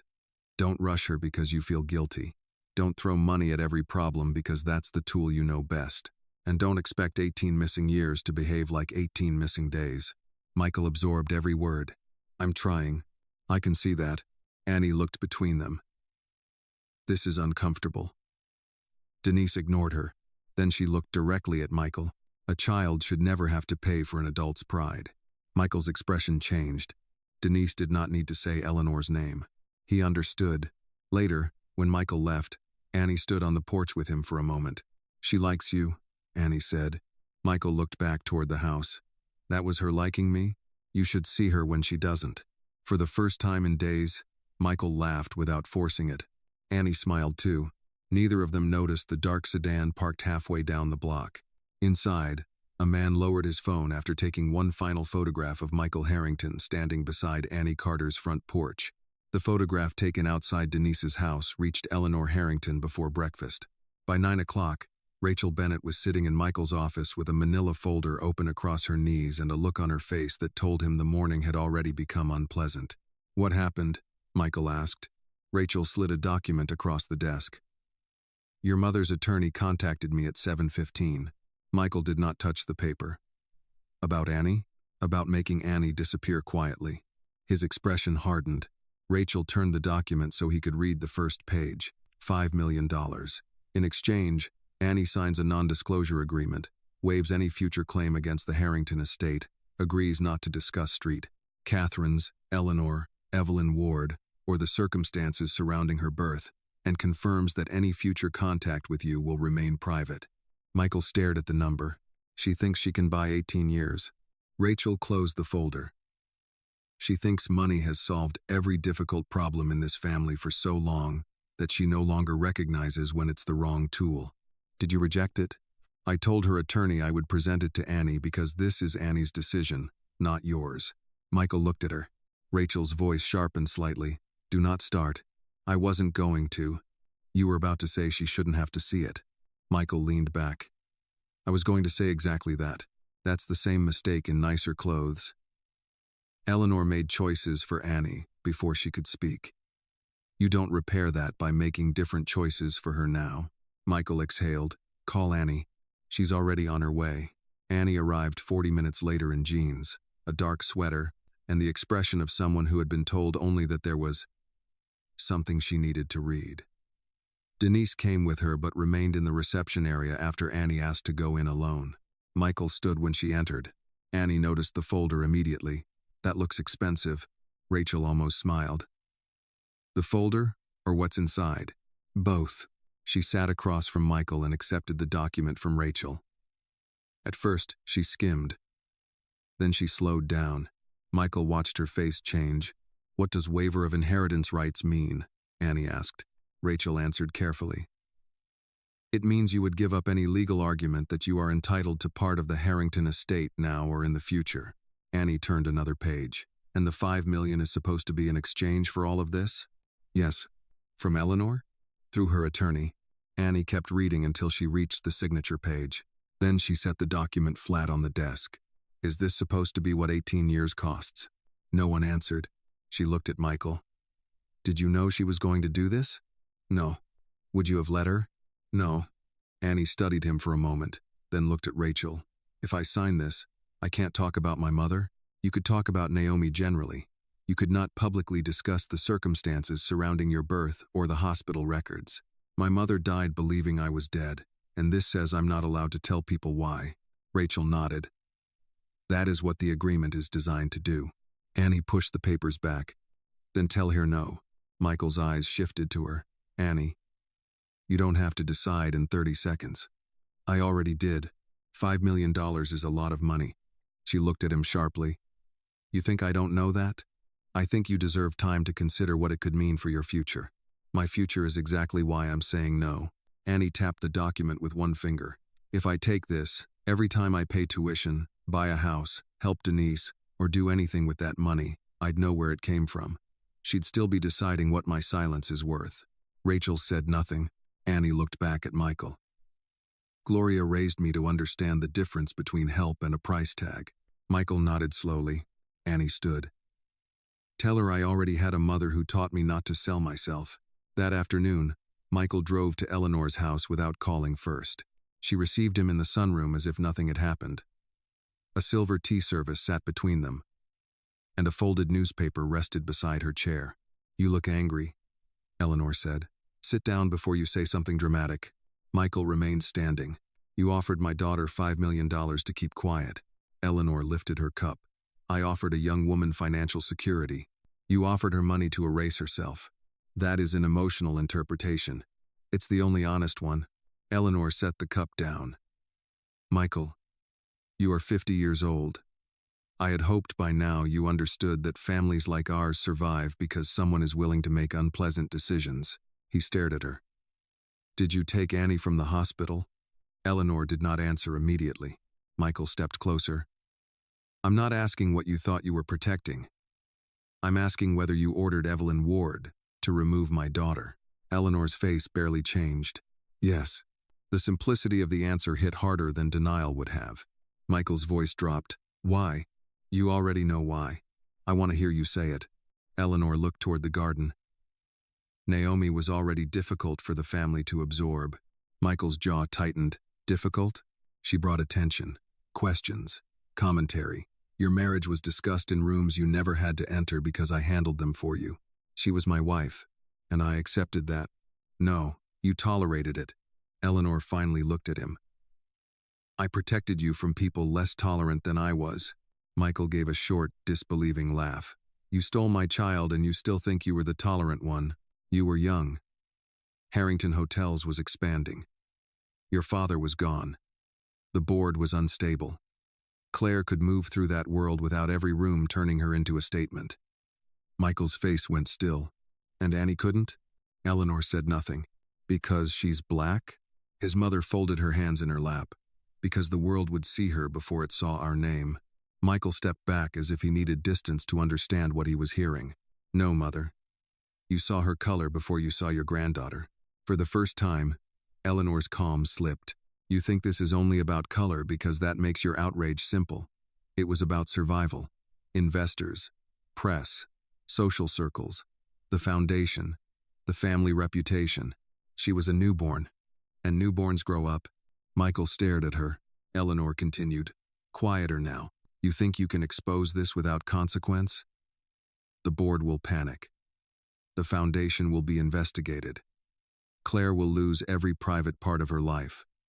Annie will be torn apart by the press. Employees who had nothing to do with this may lose jobs when partners pull away. Is that your idea of justice? Michael did not answer. Eleanor leaned back. You always believed morality was easiest when someone else paid the bill. That sentence followed him all the way back to Baltimore. Rachel was waiting in his office when he returned. She admitted it, Michael said. Rachel's expression changed. To you? Yes, no recording. That makes it harder, not useless. Michael walked to the window. She said going public could hurt employees. The foundation, Claire, Annie. She may be right. Rachel came to stand a few feet behind him. She may be right about the consequences. Michael turned. Rachel continued. That doesn't make silence moral. He looked exhausted. Then what does? Rachel held his Gaza. Justice isn't fair when only the powerful get to decide how much truth everyone else can afford. Michael looked down at the city below. For 18 years, his family had survived because one frightened nurse had stayed quiet, one grieving father had trusted the wrong person, and one newborn girl had been too powerless to object. He turned back toward Rachel. Then we stop asking what silence costs. Rachel waited. Michael's voice was calm again. We find evidence that can speak for itself. The evidence did not arrive in a courtroom folder or a locked briefcase. It came 3 days later in a worn cardboard box that Evelyn Ward had kept on the top shelf of a bedroom closet for 18 years. Rachel placed the box on Michael's conference table while Annie sat beside her, watching every movement. Evelyn called me this morning, Rachel explained. She said there were things she was too frightened to show us the first time. Michael looked at the box. Why now? Because she saw the news about Eleanor's offer. She said she finally understood that silence was still doing Eleanor's work for her. Annie folded her arms tightly. Did she bring it herself? No. I had a courier collect it, document the transfer, and seal everything before it came here. If any of this becomes evidence, I don't want someone arguing that we handled it carelessly. Rachel put on thin gloves and opened the lid. Inside were several old envelopes. A plastic sleeve containing a photocopied nursery log. 2 bank receipts. Evelyn's work schedule from Street Catherine Women's Hospital, and a folded sheet of stationery yellowed at the edges. Annie leaned closer. That's the same nursery log she showed us. Another copy. Yes, but this one has a date stamp from the hospital copy room. Rachel slid it across the table. That matters. It gives us a better way to establish when the copy was made. Michael examined the 2 entries. Baby girl A, baby girl B. Same mother. Same date. Separate nursery identification numbers. There was nothing emotional about the form. That made it worse. Annie touched the edge of the plastic sleeve. It's strange how something this ordinary can prove somebody tried to erase you. Rachel nodded. Most serious cases are built on ordinary things people forgot to destroy. She opened one of the envelopes and removed 2 financial receipts. Eleanor's private family trust made one payment to Evelyn 2 days after the birth and another to Martin Kessler, the hospital administrator who signed several of the questionable records. Michael looked at the amount. How much? $25,000 to Evelyn, $50,000 to Kessler. Annie gave a bitter laugh. So apparently I had a price before I was old enough to have a name. Michael turned toward her. Annie, I'm Fina. You don't sound fine. She looked at him. I'm learning from you. That almost made him smile, but neither of them had the energy for it. Rachel unfolded the last piece of paper. This is the important part. A short handwritten instruction appeared beneath several administrative notes. Michael read it once. Then again. There must only be one surviving Harrington child on the record. His face hardened. Annie looked at Rachel. Is that Eleanor's handwriting? I'm not going to tell you it is just because it looks like hers. I've already sent copies to a forensic document examiner. We also have dated letters, foundation records, and handwritten notes from Eleanor that can be used for comparison. So it isn't proof by itself. No, Rachel said, and that's good. Annie frowned. Why is that good? Because real cases shouldn't depend on one dramatic piece of paper. What matters is the pattern, the hospital record, Evelyn's testimony, the payments, Kessler's involvement, your DNA, the timing, the handwriting. Each piece supports the others. Michael looked at the note again. For 18 years, his mother had taught him that powerful people survived by controlling details. Now the details were turning against her. Rachel's phone buzzed. She checked the screen, and her expression changed. What is it? Michael asked. Someone leaked Annie's name. Annie sat forward. What do you mean leaked? Rachel turned the phone toward them. A local news site had published a photograph of Annie leaving Street Jude Florists beneath a headline about a possible secret Harrington heiress. Annie stared at the picture. They followed me. Michael was already reaching for his phone. I'll put security around the shop and Denise's house. No. He looked at her. Annie, reporters know where you work. I heard you. Then you understand why. I understand that the first thing you want to do every time something scares you is put guards around me and move me somewhere you can control. That is not what this is. It feels pretty close. Michael stopped. Annie took a breath, trying to steady herself. I'm not saying do nothing. I'm saying ask me first. He lowered the phone. What do you want? Someone near Denise's house at night. Fine. Someone at the flower shop only if the owner agrees. No men in suits following me into grocery stores. Michael nodded. Agreed. Rachel looked between them. That may be the healthiest negotiation I've heard all week. The situation worsened by afternoon. A television crew appeared outside Street Jude's. One reporter tried to question Annie as she carried an arrangement toward the delivery van. Annie, are you claiming to be Michael Harrington's daughter? She kept walking. Are you seeking part of the Harrington fortune? Annie stopped for half a second, anger flashing across her face, but remembered Rachel's advice and continued without answering. By evening, Michael was waiting at Denise's house. I want you both to come to the estate until this settles down, he said. Denise looked at Annie and said nothing. Annie shook her head. No, it's secure. That isn't the point. Reporters are outside your job. And moving into your house makes the story disappear? No, but it gives you privacy. Annie looked at him. I've already been hidden once. I'm not disappearing again because it makes the Harrington family more comfortable.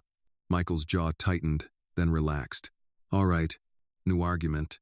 No order. Just acceptance. Later that night, Rachel called with more bad news. The board has scheduled an emergency meeting. Eleanor intends to attend, and her representatives are telling reporters she'll address what they're calling false and defamatory allegations. Michael stood in his study looking at Naomi's photograph. What is the board recommending? That you stay silent until we finish the legal review. They're afraid public accusations against Eleanor could affect lenders, partners, the foundation, and several pending deals. And what do you recommend? Rachel paused. I recommend we give the evidence to independent counsel and the appropriate authorities before anyone can accuse us of hiding it. What you say publicly after that is your decision. Michael looked at Naomi's face. He could almost hear her asking the question he had once failed to answer. Where's my baby? For 18 years, he had wished he could go back and listen differently. He could not, but he could listen now. Prepare everything, Michael said. For court? For the authorities first. Rachel waited. Michael's eyes remained on Naomi. And after that? He turned away from the photograph. For the truth. 18 years earlier, Eleanor had won because frightened people handled everything behind closed doors. Michael decided there would be no closed doors this time. By the next morning, Annie could no longer leave Denise's house without seeing her own face on someone else's screen. A local television van had parked across the street before breakfast. 2 reporters stood near the corner pretending not to watch the front door, while a photographer waited beside a parked sedan with a long camera lens resting against his chest. Denise pulled back the curtain by less than an inch, took one look, and let it fall. They've been out there since 7, she said. Annie stood in the kitchen wearing sweatpants and one of Gloria's old church t-shirts. Her phone had been vibrating almost non-stop for an hour. Messages from coworkers, people she had not spoken to since high school.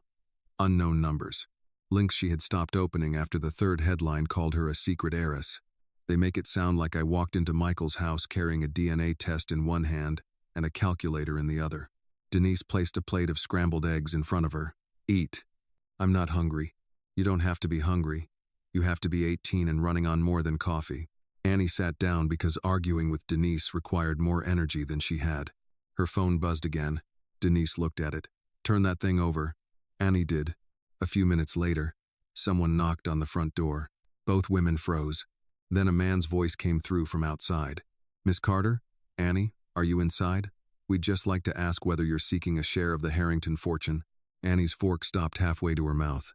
The reporter continued, louder now. Can you confirm that Michael Harrington has acknowledged you as his biological daughter? Denise pushed her chair back. Annie grabbed her wrist. Don't. I am 63 years old. I know how to open my own front door. And I know exactly what they want. If you go out there, somebody will post a clip titled, Angry Relative Confronts Media. And they'll get another day out of us. Denise looked toward the hallway, then slowly sat back down. The reporter knocked again. Annie stared at the untouched eggs until the footsteps finally moved away. Her composure lasted another 30 seconds. Then she shoved the phone aside and covered her face with both hands. They don't care what happened. Denise waited. They don't care that my mother died thinking I was dead. They don't care that somebody took me out of a hospital. All anybody wants to know is how much money I might get. Denise reached across the table but did not force Annie to take her hand. That's because money is easier to understand than grief. Annie looked up, eyes wet. What am I supposed to do with that? Nothing. You don't owe strangers a performance. They already think they know me. Then let them be wrong. Annie shook her head.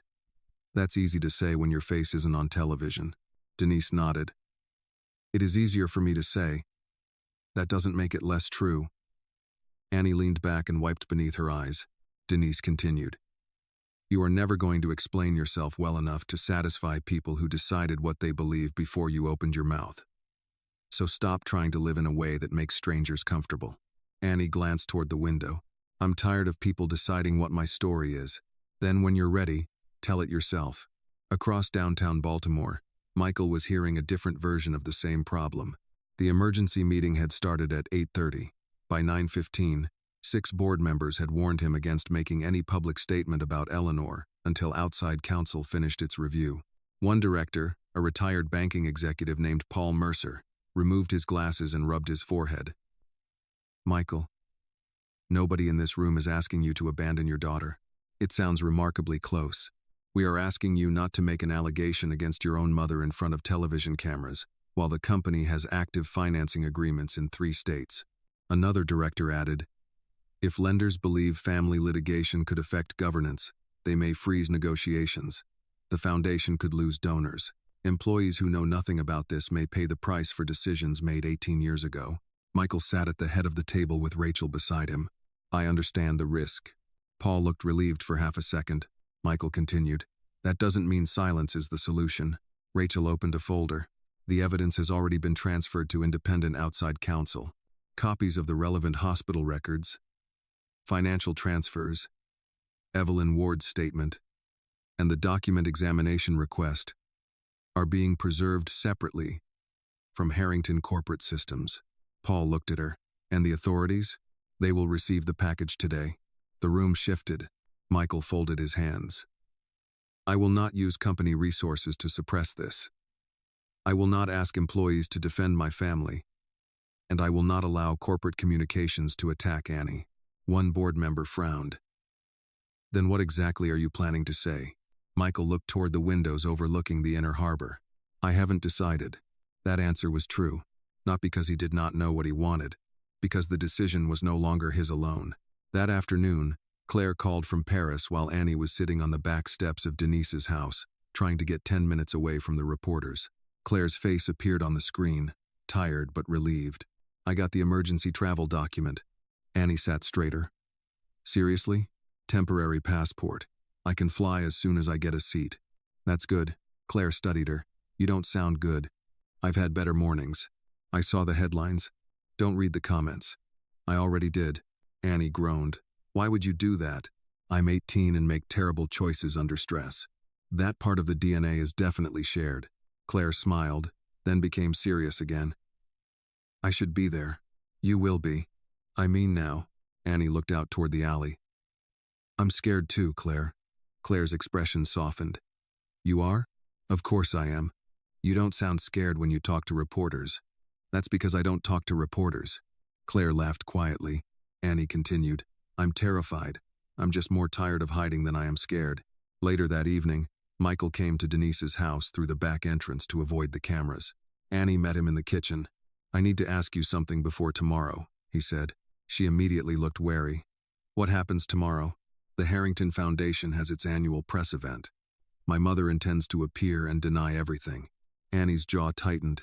Michael continued. Rachel and I can present the evidence publicly, but your name and your history would become part of the record in a way we can't undo. Annie watched him. You're asking me? Yes. Not telling. Not protecting. Asking, Michael said. If you want privacy, I will protect it as far as the law allows. If you want the truth made public, I'll stand beside you. But I won't decide for you. Annie looked toward Denise, who remained by the sink and deliberately said nothing. Then Annie turned back. My name is already public. Michael nodded. I don't want the rumors public, she said. I want the truth public. The next morning, television cameras lined the entrance to the Harrington Foundation ballroom. Eleanor arrived believing she was there to save the family name. Michael arrived knowing that for the first time in 18 years, that name would have to answer for what it had cost. The Harrington Foundation ballroom had been designed for charity dinners, scholarship announcements, and photographs of people smiling beside oversized checks. That morning, every row of chairs faced a stage crowded with microphones, camera lights, and reporters who had arrived expecting a family scandal. Annie stood just behind the curtain with Rachel on one side and Michael on the other. She could hear the low murmur of the room, the scrape of chairs, the click of camera shutters whenever someone important entered. Still want to do this? Michael asked quietly. Annie looked at him. You've asked me that 3 times since we got here. I know. And if I say no, we leave. She studied his face and realized he meant it. Annie rubbed her palms against the sides of her dark trousers. Denise had insisted she wear something comfortable and had rejected 2 dresses Michael's staff offered to send.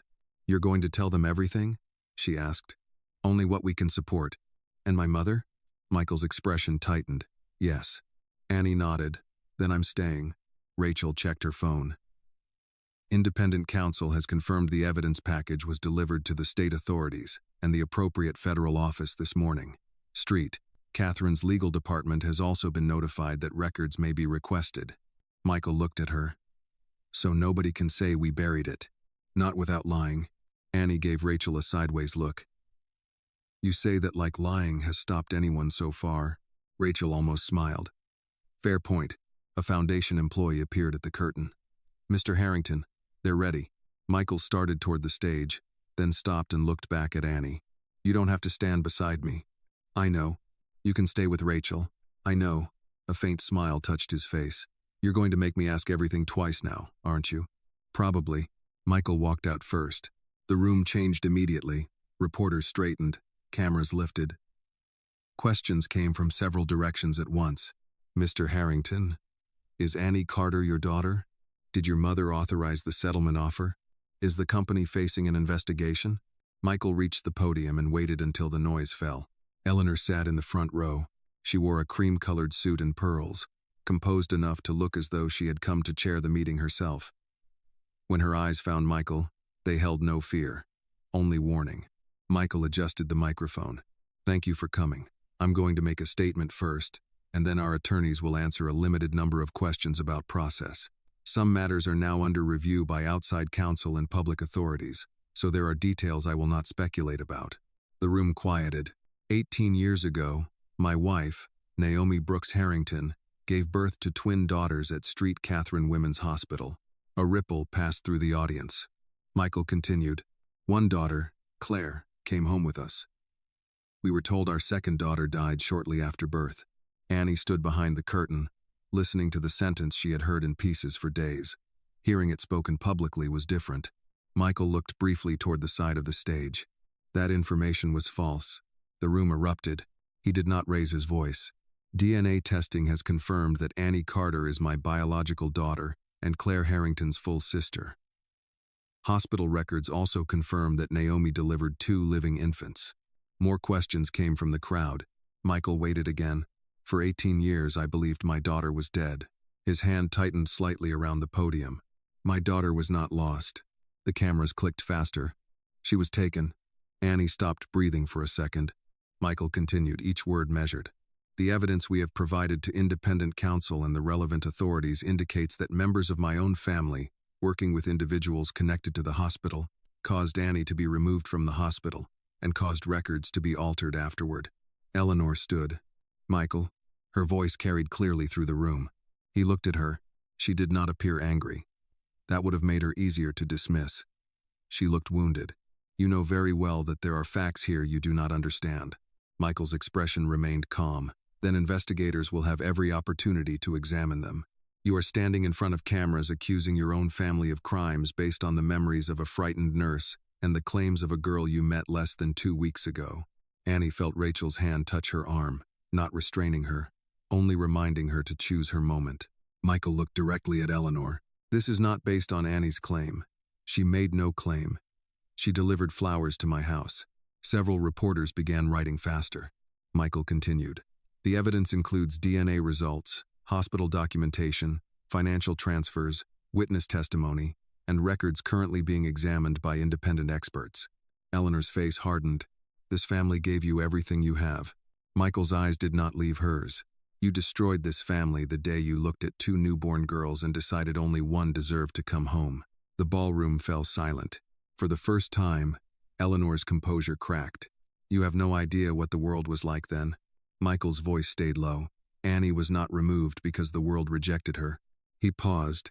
She was removed because someone in this family decided the color of her skin made her less worthy of our name. A reporter gasped audibly. Eleanor sat down slowly. Michael looked toward the cameras. The shame does not belong to Annie. It does not belong to Claire, and it does not belong to Naomi. It belongs to the adults who made those decisions and to every person who helped keep them hidden. He stepped back from the microphone. Rachel looked at Annie. You still want to speak? Annie's heart was pounding. Yes. She walked onto the stage. The camera lights were brighter than she expected. For a moment, she saw only shapes beyond them. Michael moved away from the podium. Annie looked across the room, found Eleanor, then looked into the cameras. I didn't come here for their money, she said. The room quieted again. I didn't grow up dreaming about being a Harrington. I grew up wondering why my mother didn't want me. Her voice caught. But she continued. Now I know she never left me. She was told I was dead. Annie swallowed. My mother died believing that. She glanced at Michael, then back at the crowd. She deserved the truth. So did I. That was all. She stepped away. Questions exploded across the room. Rachel moved to the microphone and announced that no further details would be given about active investigations. Outside the ballroom, phones were already ringing. By noon, Street Catherines announced an independent review of archived maternity records connected to the case. The Harrington Foundation Board placed Eleanor's leadership authority under immediate suspension pending investigation. Rachel confirmed that civil claims were being prepared, but no one pretended justice had arrived simply because television cameras had captured the truth. Later, Annie stood beside Michael in an empty corridor while staff cleared the ballroom. Do you feel better? He asked. She thought about it. No. Michael nodded. Neither do I. Annie looked through the glass doors where reporters still waited outside. But I feel like they can't erase me again. Michael looked at her. No, he said. They can't. Justice had not come with a judge's ruling that morning. It had begun with something smaller and harder to undo. For the first time in 18 years, no one could honestly say Annie Carter had never existed. The days after the press conference did not feel like victory. They felt like paperwork, phone calls, lawyers speaking in careful sentences, and reporters waiting outside buildings where nobody had answers yet. Eleanor Harrington had been removed from her leadership role at the foundation while investigators reviewed the records Rachel had turned over. Street Catherines opened an independent inquiry into the altered maternity files, and Michael's attorneys began preparing civil claims connected to Annie's removal from the hospital. No one had been arrested. No judge had issued a ruling. Rachel reminded Annie more than once that real investigations moved slowly. especially when the events were 18 years old. Annie discovered that justice could be loud when it began and painfully quiet afterward. 3 days after the press conference, she was sitting at Denise's kitchen table, answering emails from colleges, when Michael arrived with 2 cups of coffee and no security detail. Denise opened the door, looked at the coffee carrier, then at him. "You're learning." Michael glanced down at it. "I asked Annie what she drinks before buying anything. That puts you ahead of most men your age." Annie called from the kitchen. "Please don't encourage her." Michael smiled and followed Denise inside. He set 1 cup beside Annie. "Vanilla latte." 1 extra shot. She looked suspiciously impressed.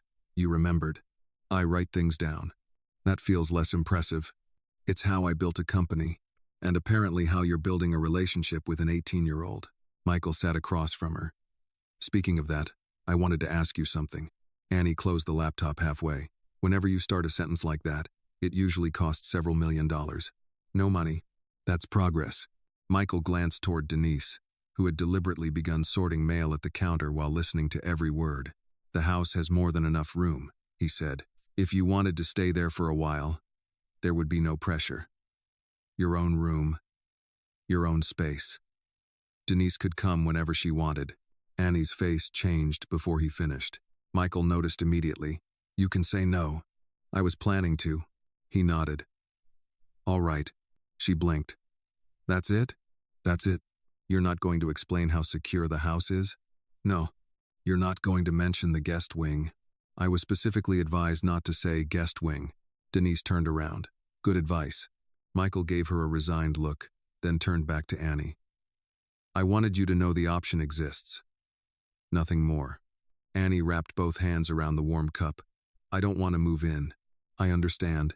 I'm not saying I'll never stay there. She searched for the words.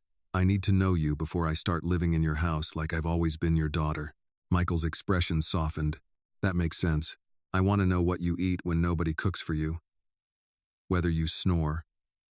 What kind of movies you hate. Normal things." Michael leaned back. "I don't snore." Denise laughed from across the room. "Every man over 40 says that." Michael looked offended. "I'm 50, not 80. Annie smiled. "See? This is what I mean." The conversation ended without an argument. That surprised Annie almost as much as Michael's offer once would have. He was learning that every problem did not require him to solve it. Sometimes being a father meant asking a question and surviving the answer. The following morning, Claire sent a message at 6:12. "Boarding." Annie was already awake. She replied immediately. "You're actually coming?" Claire answered with a photograph of a temporary travel document and an airport coffee. "Unless France has decided to keep me." Annie smiled at the screen. Then Claire sent another message. "Also, as your older sister, I expect a proper welcome." Annie typed back, "7 minutes does not count." Claire replied, "Legally, spiritually, and morally, it counts." By the time Michael picked Annie up for the drive to Baltimore, Washington International Airport, she had changed shirts 3 times. He noticed. "You're nervous." "No. You changed your earrings in the car." Annie immediately touched one ear. "How do you know?" "The first pair were silver." She stared at him. "You notice far too much." "I've been told that." By me. Repeatedly. Traffic slowed near the terminal, giving Annie too much time to think. She had spoken to Claire nearly every night since the DNA results. They had compared childhood photographs, music, food, school stories, and the strange habits they shared without explanation. But a screen had boundaries. Annie could end a call. She could turn off the camera. She could walk away and breathe. Meeting Claire in person felt different. Michael glanced toward her. "You know you don't have to make today perfect." "I know. She's probably just as nervous." "That doesn't help." "It wasn't meant to." Annie looked at him. "You've been spending too much time with Denise. She's very persuasive." Inside the arrivals hall, Michael chose a place away from the main crowd. Annie stood beside him, watching travelers emerge through the sliding doors with suitcases and backpacks. Every blonde girl made her heart jump. Then Michael said quietly, "There." Claire appeared pulling a blue suitcase behind her. She looked tired from the flight. Her hair was tied loosely at the back, and she wore jeans, white sneakers, and a navy jacket over a gray t-shirt. Nothing about her looked like the polished photograph on the Harrington piano. Annie almost laughed from relief. Claire saw Michael first. Then she saw Annie. She stopped walking. The suitcase rolled another few inches before the handle pulled tight against her hand. Neither girl moved. Michael stayed exactly where he was. Annie looked at Claire's face without glass or pixels between them. The eyes really were the same. The dimple appeared even before Claire fully smiled. And when Claire tucked her hair behind her left ear, Annie saw the small, crescent-shaped birthmark. Claire let out a nervous breath. Okay. This is much stranger in person. Annie laughed softly. That was exactly what I was thinking. Claire walked closer until only a few feet separated them. For several seconds, they simply looked at each other. Then Claire said, "So, I'm 7 minutes older." Annie's mouth fell open. "You've known me in person for 5 seconds and you're already using that." Claire's smile widened. "I've waited 18 years for little sister privileges. You didn't know I existed for most of those years." "That sounds like a technicality." Annie shook her head, but she was smiling now. Claire's eyes suddenly filled. The humor slipped away. "I didn't know if I should hug you." Annie looked at her. "Neither did I." Claire gave a small nod. "Okay." Then Annie stepped forward. Claire met her halfway. The hug was awkward for the first second because neither knew where to put her arms. Then something gave way, and both held on tighter. Claire laughed against Annie's shoulder while crying at the same time. "You're shorter than I expected." Annie pulled back. "Take that back immediately. I'm older. I'm allowed to make observations." 7 minutes. Still older. Behind them, Michael smiled and wiped quickly at one eye before either daughter noticed. Claire finally looked past Annie. "Dad, are you just going to stand there?" Michael opened his mouth, but no answer came. Annie turned toward him. For the first time, he did not move toward her first. He waited. She noticed that too. After a moment, Annie held out her hand. Michael looked at it, then at her face. "Come here," she said. He stepped forward. Claire put one arm around him. Annie hesitated only a second before doing the same. The three of them stood together in the middle of an airport while people moved around them carrying luggage, checking phones, searching for rides, and returning to ordinary lives. Nothing about the past had been repaired. Naomi was still gone. 18 birthdays had been missed. Annie still had memories Michael and Claire would never share, and Claire had a childhood Annie could never recover. But when they finally separated, Claire took Annie's suitcase-free hand as though she had done it before. "So," Claire said, "who gets the front seat?" Annie looked at her. "Me. I'm older." Michael shook his head and started toward the parking garage. "I already regret introducing you." Annie followed, laughing. A reunion could not return 18 lost years. It could only give them something Eleanor had tried to take away permanently. Tomorrow, 6 months later, the Harrington name still appeared in the news, but no longer for the reasons Eleanor had spent a lifetime trying to control. The investigation into the altered hospital records remained active. Eleanor had lost her position at the Harrington Foundation. Her authority over the family trust had been suspended, and several civil claims were moving forward. Catherine Women's Hospital had issued a public apology to Annie, Michael, Claire, and Naomi's estate, then announced an independent review of maternity records from the years when Martin Kessler had been in charge of administration.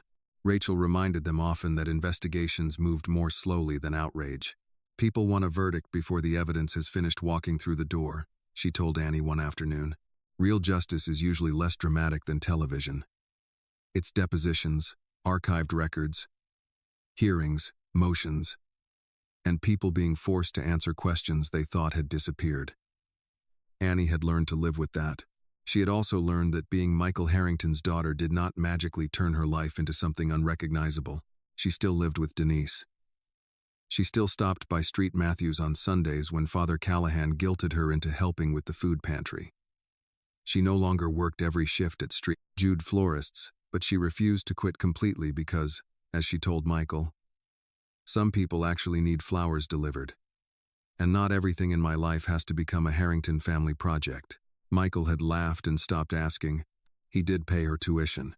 Only after Annie made him sit at Denise's kitchen table and agree that the money was not compensation. "You're my father," Annie had told him. "If you want to help with college, fine. But I don't want to feel like every class I take is being paid for by guilt." Michael had nodded. "Then it isn't guilt. What is it?" He had thought about that before answering. Something I should have been doing all along. Annie enrolled in community college with plans to transfer later. She was still deciding between social work and investigative journalism. Claire insisted the answer was obvious. You argue with people for free, she said one evening. Journalism would at least give you a press badge. Annie threw a pillow at her. Claire, who had postponed returning to France, spent most of that semester moving between Michael's house, school applications, and Annie's world in West Baltimore. The sisters were no longer awkward around each other. They argued over music in the car, stole each other's sweaters, and discovered that sharing DNA did not prevent them from disagreeing about nearly everything else. One cold Saturday morning, Annie asked Michael to drive her to Pennsylvania. Evelyn Ward opened the door before Annie had time to knock twice. The older woman looked thinner than she had 6 months earlier. For a moment, neither of them knew how to begin. Evelyn finally stepped aside. Would you like some coffee? Annie entered. I'm starting to think everybody over 60 solves difficult conversations with coffee. Evelyn gave a small smile. Sometimes it's the only thing our generation knows how to put on the table. They sat in the same living room where Evelyn had first told Annie the truth. Michael stayed in the car. That had been Annie's request. Evelyn twisted her hands together. I saw your college announcement. It wasn't an announcement. Claire posted a picture. She seemed proud. She's annoying when she's proud. Evelyn smiled again, then lowered her eyes. I never expected you to come back. I didn't know if I would. I understand. Annie looked at the woman who had once carried her through a service corridor and then changed the direction of her life. I'm glad you didn't take me to that car. Evelyn's eyes filled. Annie continued before she could speak. But I wish you had told someone sooner. Evelyn nodded slowly. So do I. Every year I told myself it was too late. Then another year passed. And saying nothing became harder to admit. I'm not ready to tell you everything's forgiven. I wouldn't ask you to. Annie studied her face, then stood. At the door, Evelyn said, For what it's worth, I thought about you every September 17th. Annie looked back. It's worth something, she said. A week later, Claire took Annie to Naomi's grave. Michael offered to come, but Claire told him the first visit should belong to the two of them. The cemetery sat beneath a pale Maryland sky, the trees nearly bare. Annie carried a small bunch of daisies wrapped in brown paper. Claire looked at them. Dad sent roses. I know. You rejected Billionaire roses? Gloria always said flowers don't have to be expensive to mean something. Claire smiled. I think I would have liked Gloria. She would have fed you until you couldn't move. I definitely would have liked Gloria. They stopped in front of Naomi's headstone. Annie read her mother's name slowly. For years, her mother had been an empty space in adoption paperwork. Now she had a name, a face, a grave. Claire knelt and placed a small wooden box beside the stone. What's that? Annie asked. Something Dad found with Mom's things. Inside were ultrasound photographs, 2 hospital appointment cards, and several handwritten letters. Claire handed one to Annie. The paper had softened along the folds. Annie read silently until she reached the final paragraph. To my girls, whatever the world sees when it looks at you, I hope you always see each other. Her vision blurred. Claire sat beside her on the cold grass. She wrote girls, Annie whispered. Yeah, she knew there were 2 of us. She always knew. Annie pressed the letter carefully against her chest. Neither sister spoke for a while. They did not need to. Michael waited near the cemetery gate. When Annie and Claire finally walked back, he stayed where he was until Annie called to him. Michael. He turned. She stopped. Something in her expression made him wait. Annie glanced at Claire, then back at him. Dad. Michael's face changed. He did not make a speech. He only walked toward them and put one arm around each daughter. A few weeks later, a new photograph appeared on the grand piano in the Harrington living room. The old picture of Claire on the beach was still there. No one had removed it. Beside it stood a newer photograph of Michael with both daughters. Claire was laughing at something Annie had said. Michael looked halfway between amused and exhausted. Annie was leaning against him, one hand caught in Claire's. Annie stood in front of the piano longer than she realized. Michael noticed from the doorway.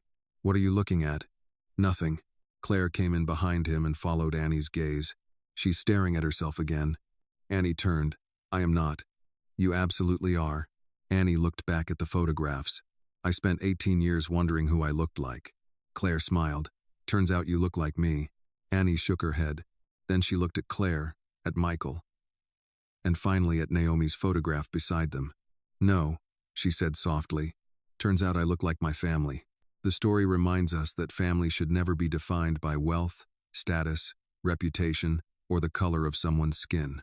Annie lost 18 years with her father and sister because one powerful person believed prejudice mattered more than a child's right to belong. Yet the truth survived through ordinary people who chose compassion over fear. Real justice cannot restore every lost year, but it can give victims back their names, their dignity, and the right to tell their own story. Above all, the story asks us to remember one simple truth. No child should ever be forced to pay for the pride, prejudice, or silence of adults. This video is a work of fiction created with the assistance of artificial intelligence. All characters, events, and situations are not real and do not represent any actual people or true stories. The content is intended for storytelling and emotional illustration only.